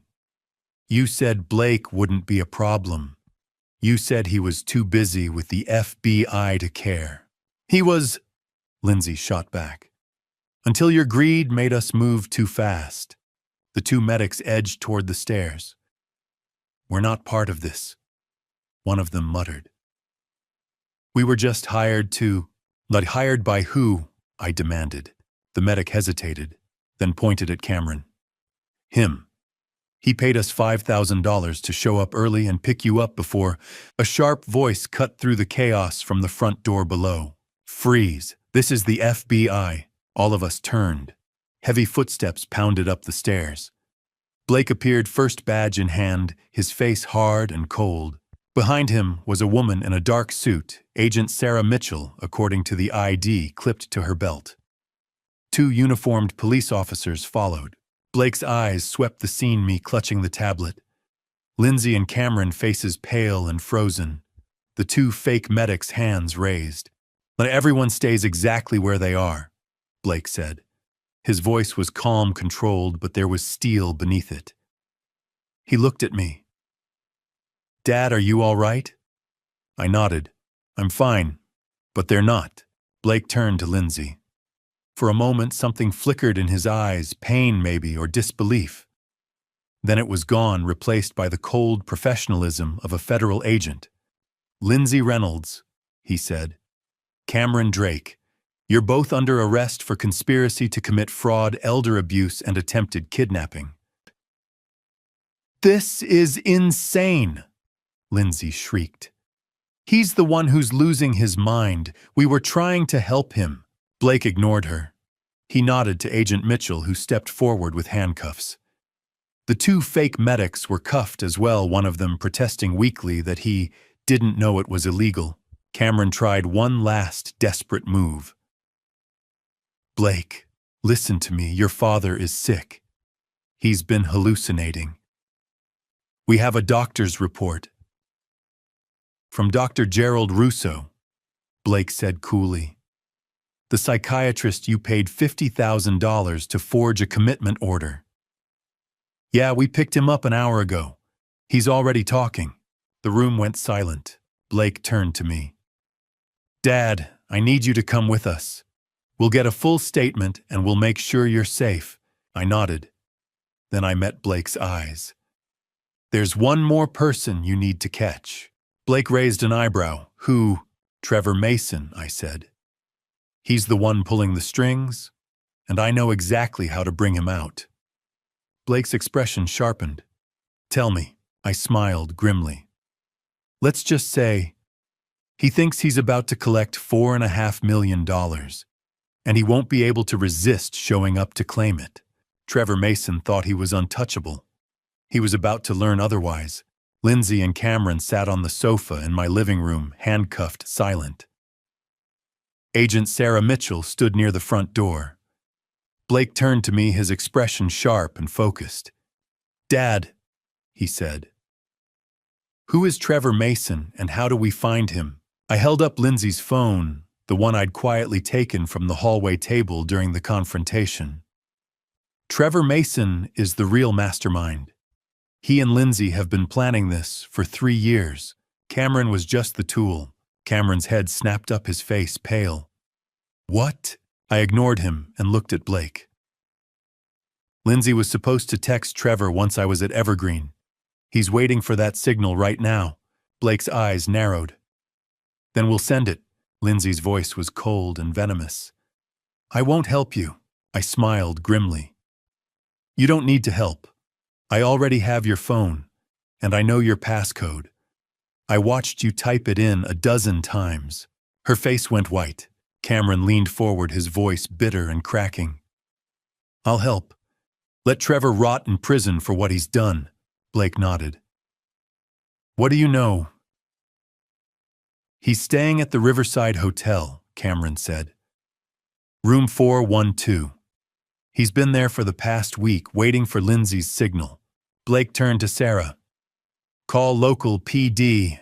Wait, I interrupted. I have a better idea. Blake raised an eyebrow. What? I held up Lindsay's phone. We send him the text he's expecting. We tell him it's done, that I'm at Evergreen, and we invite him here to celebrate. Sarah frowned. That's entrapment. It's an invitation, I said. He's free to decline. Blake hesitated for a moment, then nodded. Do it. I unlocked Lindsay's phone and typed carefully, Done. Dad is at Evergreen. Come to the house. We need to celebrate before I leave for the airport. I hit send. Lindsay stared at me, her face twisted with fury. You have no idea what you've just done. I know exactly what I've done, I said quietly. I've stopped you. We waited. Blake positioned Sarah near the front door. He stood in the hallway out of sight. I stayed in the living room watching Lindsay and Cameron. Neither of them spoke. 28 minutes later, the sound of tires crunching on gravel broke the silence. A sleek black sedan pulled into the driveway. The front door opened. Trevor Mason walked in, a bottle of champagne in one hand and a wide, triumphant smile on his face. Lindsay, he called out. We did it. Where's the old man? He stopped mid-stride when he saw me standing in the living room. His smile faltered. Then he saw Lindsay and Cameron handcuffed on the sofa. His eyes widened. What the? Blake stepped out from the hallway, badge raised. Trevor Mason, FBI. You're under arrest. Trevor spun toward the door. Sarah was already there, blocking his path. He lunged left. She tackled him with a swift, practiced motion, slamming him face first onto the hardwood floor. The champagne bottle shattered glass and foam spreading across the entryway. Blake cuffed him, hauled him to his feet, and shoved him into the living room. Trevor's face was red, his breathing ragged. This is insane, Trevor snarled. You can't prove anything. Actually, I said, stepping forward, I can. I held up my tablet and pressed play. The recording was from 3 nights earlier, a phone call between Lindsay and Trevor that I'd captured through the camera hidden in Helen's portrait. Their voices filled the room. Lindsay. What about Cameron, Trevor? Cameron's the fall guy. Once the money's transferred, he's a loose end. Lindsay. What do you mean, Trevor? I mean, accidents happen. Car trouble, health issues, whatever. Clean and simple. Lindsay. You're talking about making him disappear, Trevor. I'm talking about making sure he can't connect us to anything. Do you want to spend the rest of your life looking over your shoulder? Lindsay, no. Trevor, then trust me. The recording ended. Cameron's face went from pale to ghost white. He turned to Lindsay, his voice shaking. You were going to kill me. Lindsay's mouth opened, but no words came out. Cameron lunged at her with a roar of rage. Blake caught him, shoving him back onto the sofa. Stay down, Trevor laughed, a cold, ugly sound. That recording won't hold up in court. It's inadmissible. What you're about to hear is the darkest secret of all. But first type "finish him" in the comments if you want to see Trevor brought to justice. I need to know you're still with me. Also, a quick note. This next part includes some fictionalized details. If that's not your thing, feel free to stop here. All right, here we go. Blake looked at him calmly. Maybe. But conspiracy to commit murder gives me probable cause to dig deeper into your life. And I'm very good at digging. Sarah glanced at her phone, then looked up sharply. Blake, Trevor Mason has an outstanding warrant out of Nevada, 2019. Elderly fraud, same pattern. Blake's expression hardened. How similar.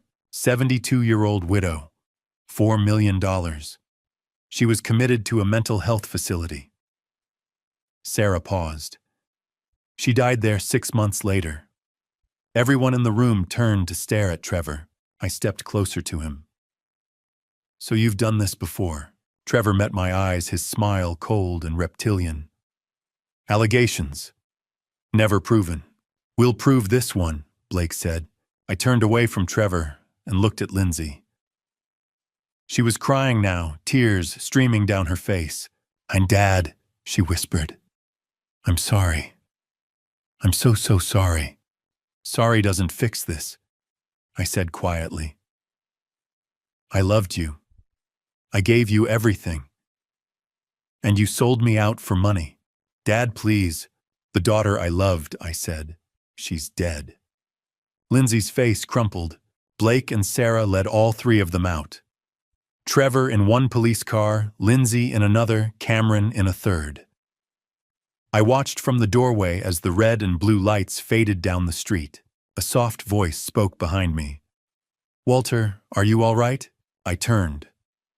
Catherine Hayes stood at the edge of my driveway, her face lined with concern. "I'm all right now, Catherine," I said. "Thank you." She nodded and squeezed my hand. "If you need anything, I know where to find you." She smiled gently and walked back toward her house. I stood alone in the doorway as dawn broke over the horizon. The house was silent, empty. For the first time in months, I could breathe. But as the police cars disappeared around the corner, I realized something. This still wasn't over. There was still Dr. Russo, still Evergreen Behavioral Center, still a system that preyed on the elderly and vulnerable. Justice had been served today, but there was more justice that needed to be done. With Lindsay, Cameron, and Trevor in custody, Blake turned his attention to the real monster, Evergreen Behavioral Center.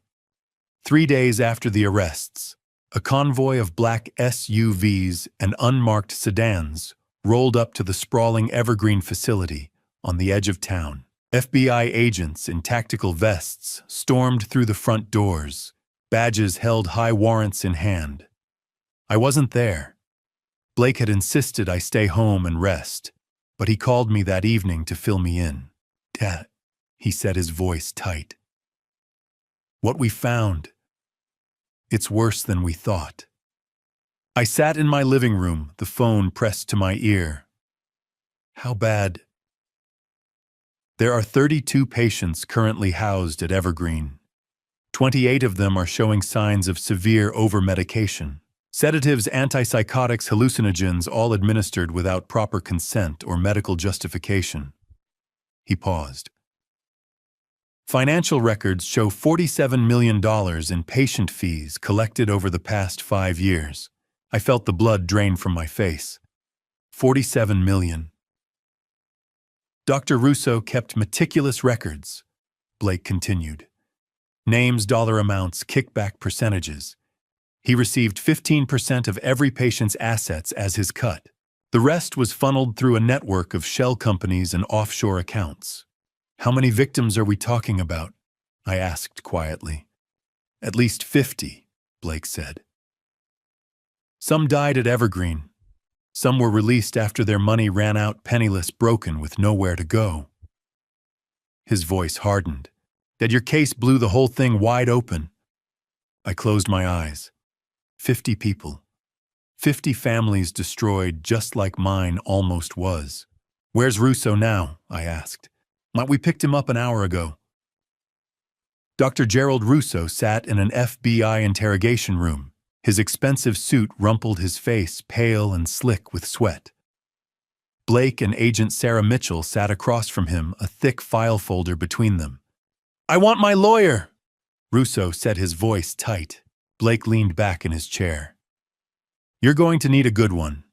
Conspiracy, fraud, elder abuse, falsifying medical records, just for starters."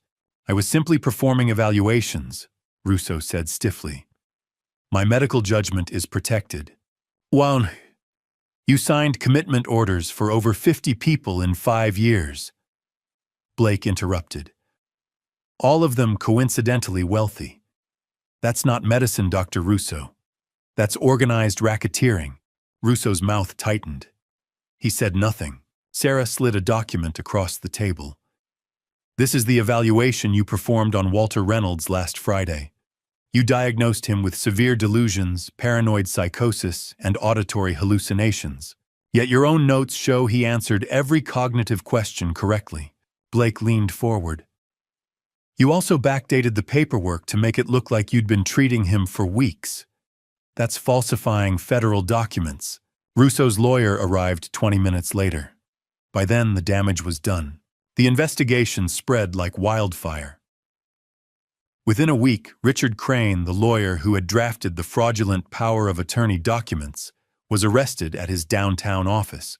He tried to claim he was merely following his client's instructions, but the FBI found emails linking him directly to Dr. Russo and Evergreen's financial network. Victor Ashford, the art dealer who had promised to fence my paintings on the black market, was picked up at his gallery. A search warrant uncovered a ledger documenting decades of stolen and fraudulently obtained artwork. He'd been Cameron's contact, and Trevor's before that. The scope of the conspiracy was staggering. 6 people arrested, 50 victims identified, $47 million stolen. And at the center of it all, Evergreen Behavioral Center, a facade of compassion, hiding a machine designed to strip the elderly of their dignity, their autonomy, and their life savings. Blake asked me to give a full deposition to the FBI. I spent 2 days in a federal building recounting every detail: the cameras, the drugs, the isolation, the forged documents, the recordings I'd captured. I handed over every video file, every audio clip, every scrap of evidence I'd gathered from my attic studio. "This is the most comprehensive victim testimony I've ever seen," Blake told me. "It's going to be the backbone of the prosecution." But I wasn't the only one willing to testify. Robert Klein, the man whose mother Margaret had died at Evergreen, drove 3 hours to meet me at a coffee shop near my house. He was tall, gray-haired, his face lined with grief that had never fully healed. "Mr. Reynolds," he said, gripping my hand firmly, "what you did exposing them, you saved lives." I shook my head. "I wish I could have saved your mother." Robert's eyes glistened. "You got justice for her. That means more than you know." Margaret Lawson, the 71-year-old survivor I'd found during my research, also agreed to testify. I met her at a community center, where she now lived, a frail woman with fierce eyes and a walker. "I'll testify," she said, her voice steady despite the tremor in her hands. "Even if I have to do it from a wheelchair. They took everything from me, but they didn't take my voice." I reached across the table and squeezed her hand. "Thank you." The federal case moved swiftly. The evidence was overwhelming. Dr. Russo, Richard Crane, and Victor Ashford were indicted on multiple counts. Trevor Mason's prior Nevada warrant was upgraded to federal charges. Cameron and Lindsay faced conspiracy, fraud, elder abuse, and attempted kidnapping. Blake kept me updated every step of the way. "The U.S. Attorney is pushing for maximum sentences," he told me. "They want to send a message that elder abuse won't be tolerated." I nodded. "Good." Evergreen Behavioral Center was shut down. The facility was seized by federal authorities, and the remaining patients were transferred to legitimate care facilities. A victims fund was established to try to recover some of the stolen assets, though I knew most of the money was gone forever. But the truth was out. The system that had preyed on the vulnerable had been dismantled, and the people responsible were going to pay. 3 months later, I stood outside the federal courthouse in a crisp autumn morning, the air cool and sharp. Blake walked beside me, his hand on my shoulder. "You ready for this?" he asked. I looked up at the imposing granite building, the American flag snapping in the wind above it. "Yes," I said. "It's time." Inside, the courtroom was packed. Robert Klein sat in the front row. Margaret Lawson was there in her wheelchair, flanked by her lawyer. Reporters lined the back wall, notebooks in hand. And at the defense table, flanked by federal marshals, sat Lindsay Cameron, Trevor, Dr. Russo, Richard Crane, and Victor Ashford. Today was sentencing day. It was time to face Lindsay one last time. Federal courtroom. Judge Patricia Coleman presiding. The moment I both dreaded and longed for. The courtroom was packed. I sat in the front row beside Blake, his hand resting on my shoulder. Catherine Hayes sat to my left, her face calm and composed. Behind us, Robert Klein, Margaret Lawson in her wheelchair, and dozens of other victims and their families, people whose lives had been shattered by the conspiracy we'd exposed. At the defense table sat all 6 defendants: Lindsay Cameron, Trevor Mason, Dr. Gerald Russo, Richard Crane, and Victor Ashford. Each had pled guilty. The evidence had been too overwhelming to fight. Today was sentencing. Judge Coleman, a stern woman in her early 60s with silver hair and sharp eyes, surveyed the courtroom. We will now hear victim impact statements. Margaret Lawson was first. A bailiff wheeled her to the front of the room. Her voice was thin but steady. My name is Margaret Lawson. I'm 71 years old. 4 months at Evergreen Behavioral Center cost me $1.8 million, my home and my dignity. Her hands trembled on the armrests of her wheelchair. I still have nightmares. I wake up thinking I'm back there drugged and helpless. These people are predators. They deserve no mercy. She was wheeled back. The courtroom was silent. Robert Klein stood next. His voice was thick with grief. My mother died at Evergreen. She died confused, broken, thinking she'd lost her mind. But her mind wasn't lost. It was stolen. He looked directly at Dr. Russo. Mr. Reynolds fought back. My mother couldn't. So I'm asking this court to remember her, and all the others who didn't survive. Catherine Hayes spoke third. She stood tall, her voice clear. I watched my sister die in a facility just like Evergreen. Elder abuse happens in darkness, behind locked doors, in places we're told are for their own good. She paused. But abuse is not a private family matter. It's a crime, and it must be punished. Then it was my turn. I stood slowly, my legs unsteady. I walked to the podium and looked directly at Lindsay. She wouldn't meet my eyes. Your Honor, I began. My name is Walter Reynolds. I'm 67 years old, not ancient, not senile, not incompetent. Just 67. I took a breath. I spent 42 years restoring damaged paintings. I thought I could fix anything, repair what was broken, bring beauty back from ruin. But I've learned something: you can't restore someone who doesn't want to be saved. I looked at Lindsay again. She was staring at the table, her face pale. My daughter orchestrated a conspiracy to poison me, manipulate my mind, steal my life savings, and imprison me in a mental health facility. She used my love as a weapon. She drugged me. She isolated me. She forged documents to have me declared insane. My voice hardened. But this case isn't just about me. It's about Margaret. It's about Robert's mother. It's about 50 other victims whose names we'll never forget. It's about a system that preys on the elderly, that treats us as easy targets, as inconveniences, as wallets to be emptied. I straightened. I'm here to say we are not easy prey. We are strong. We are capable. And we will fight back. I looked at Judge Coleman. I ask this court to send a message: elder abuse will not be tolerated. Not in families, not in institutions, not anywhere. I returned to my seat. Blake squeezed my hand. Judge Coleman leaned forward, her expression grave. I have presided over many cases in my career. Few have disgusted me as much as this one. Her voice was cold and sharp. The systematic exploitation of elderly citizens, the corruption of medical and legal professionals, the betrayal of family trust. This case represents everything that is wrong with unchecked greed. She opened a file. Dr. Gerald Russo, you violated your oath as a physician. You turned your practice into a criminal enterprise.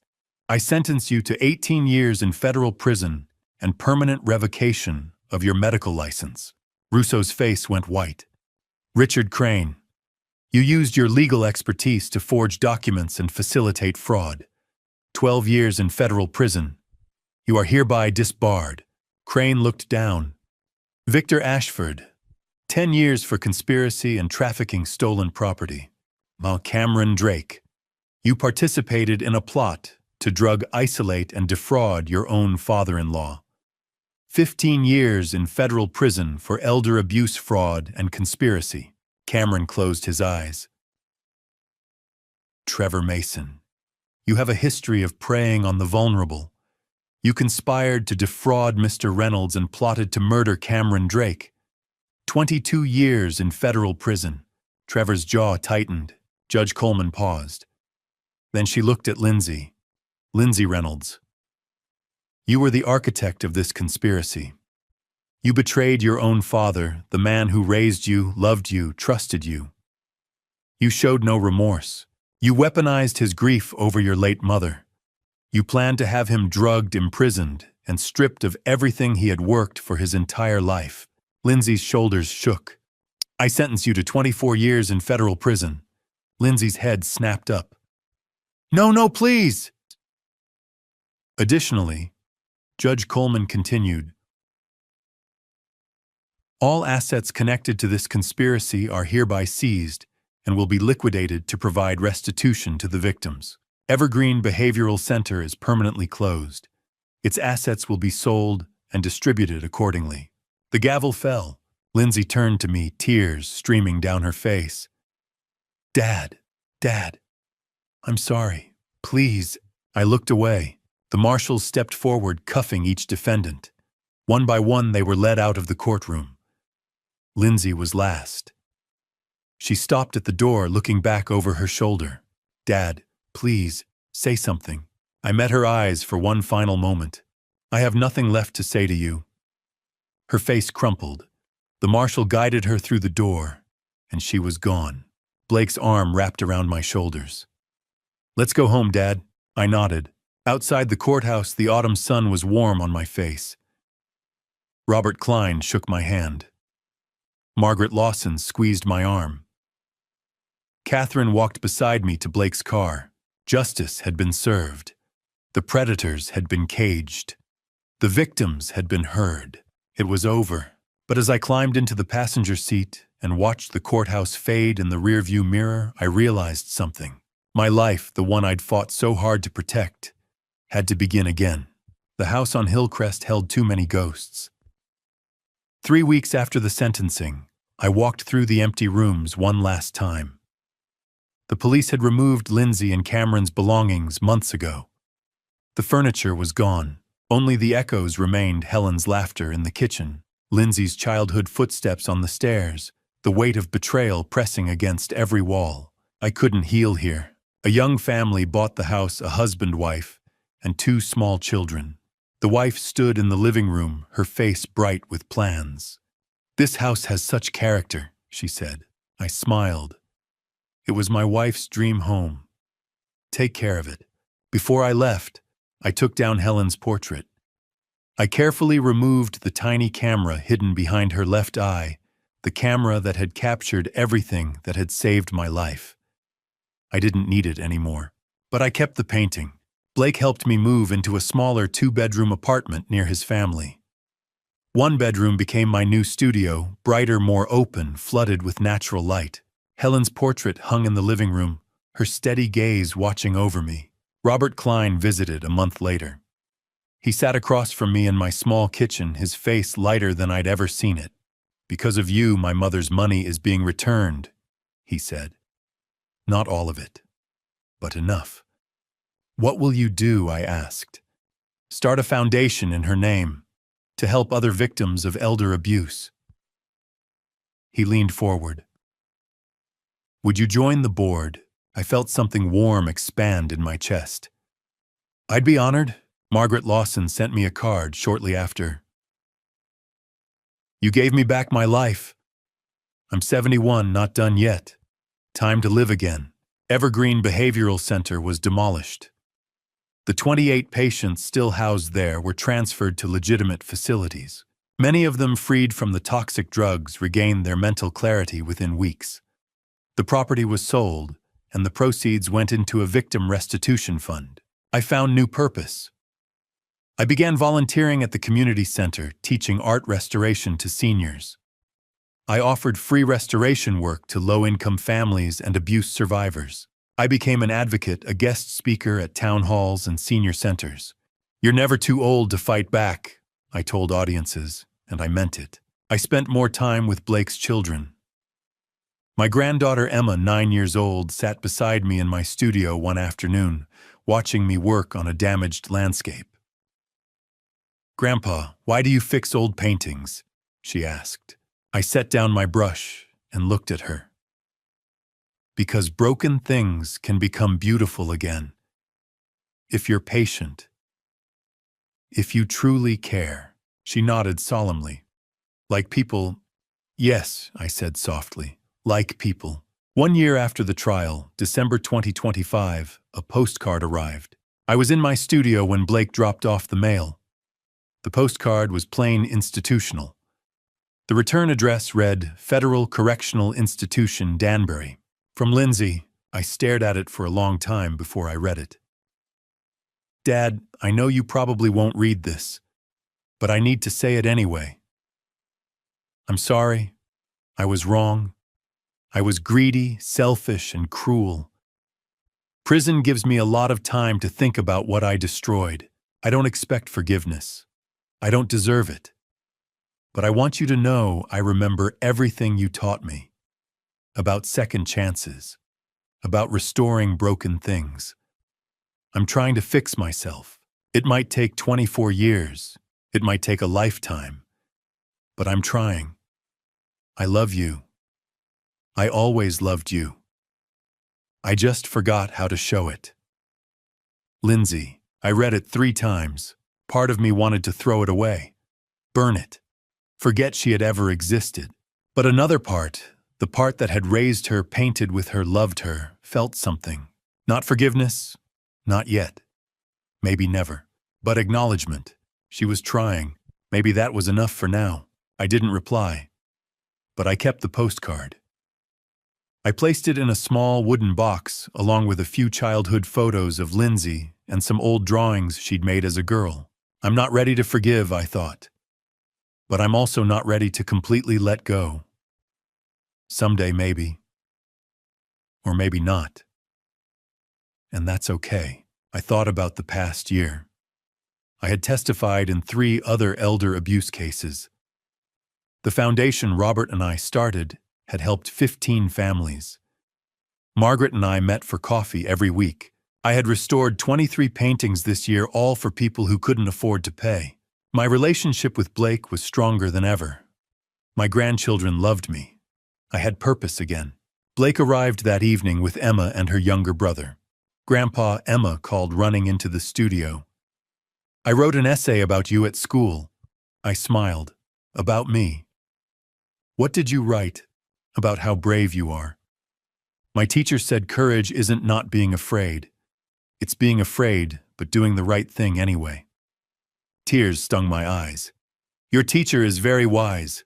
Blake rested a hand on my shoulder. "You okay, Dad?" I nodded. "I'm more than okay.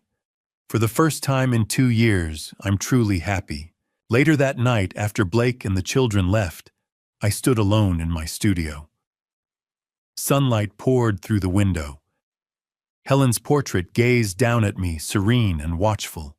I picked up my brush and whispered, "We made it through, my love. We're home." I turned back to the easel and continued painting. I'm 68 years old now. Not ancient, not elderly, not an old man, just 68. And I've learned broken things can heal.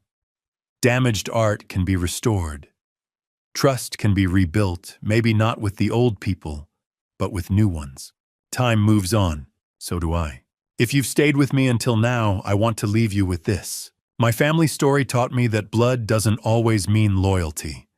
Sometimes the people closest to you can become strangers.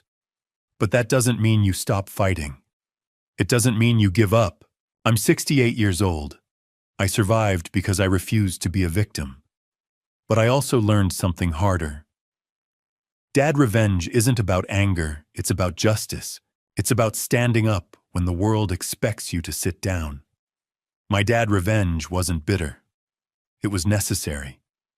It was protecting not just myself, but 50 other families who couldn't fight back. Looking back on this family story, I see now, I should have asked for help sooner. I should have trusted Blake earlier. I should have spoken up the moment I felt something was wrong. Don't be like me. Don't wait until you're cornered. Don't let pride or shame keep you silent. God gave me the strength to survive when I thought I had none left. He put Catherine, Robert, Margaret, and Blake in my path when I needed them most. I believe broken things can heal, not because they're perfect again, but because they're still standing.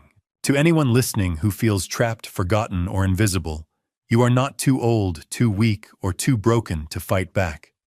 Your voice matters. Your life matters. This family story, My Dad Revenge, isn't just mine. It belongs to every person who has ever been underestimated. If this moved you, please share it. Leave a comment about your own experience or someone you know. Subscribe so more people can hear these stories. Together we can shine light into the darkness. Thank you for walking this journey with me to the very end. Disclaimer: this narrative contains fictionalized elements created for educational and awareness purposes. If this content isn't suitable for you, please feel free to explore other stories that better fit your preferences.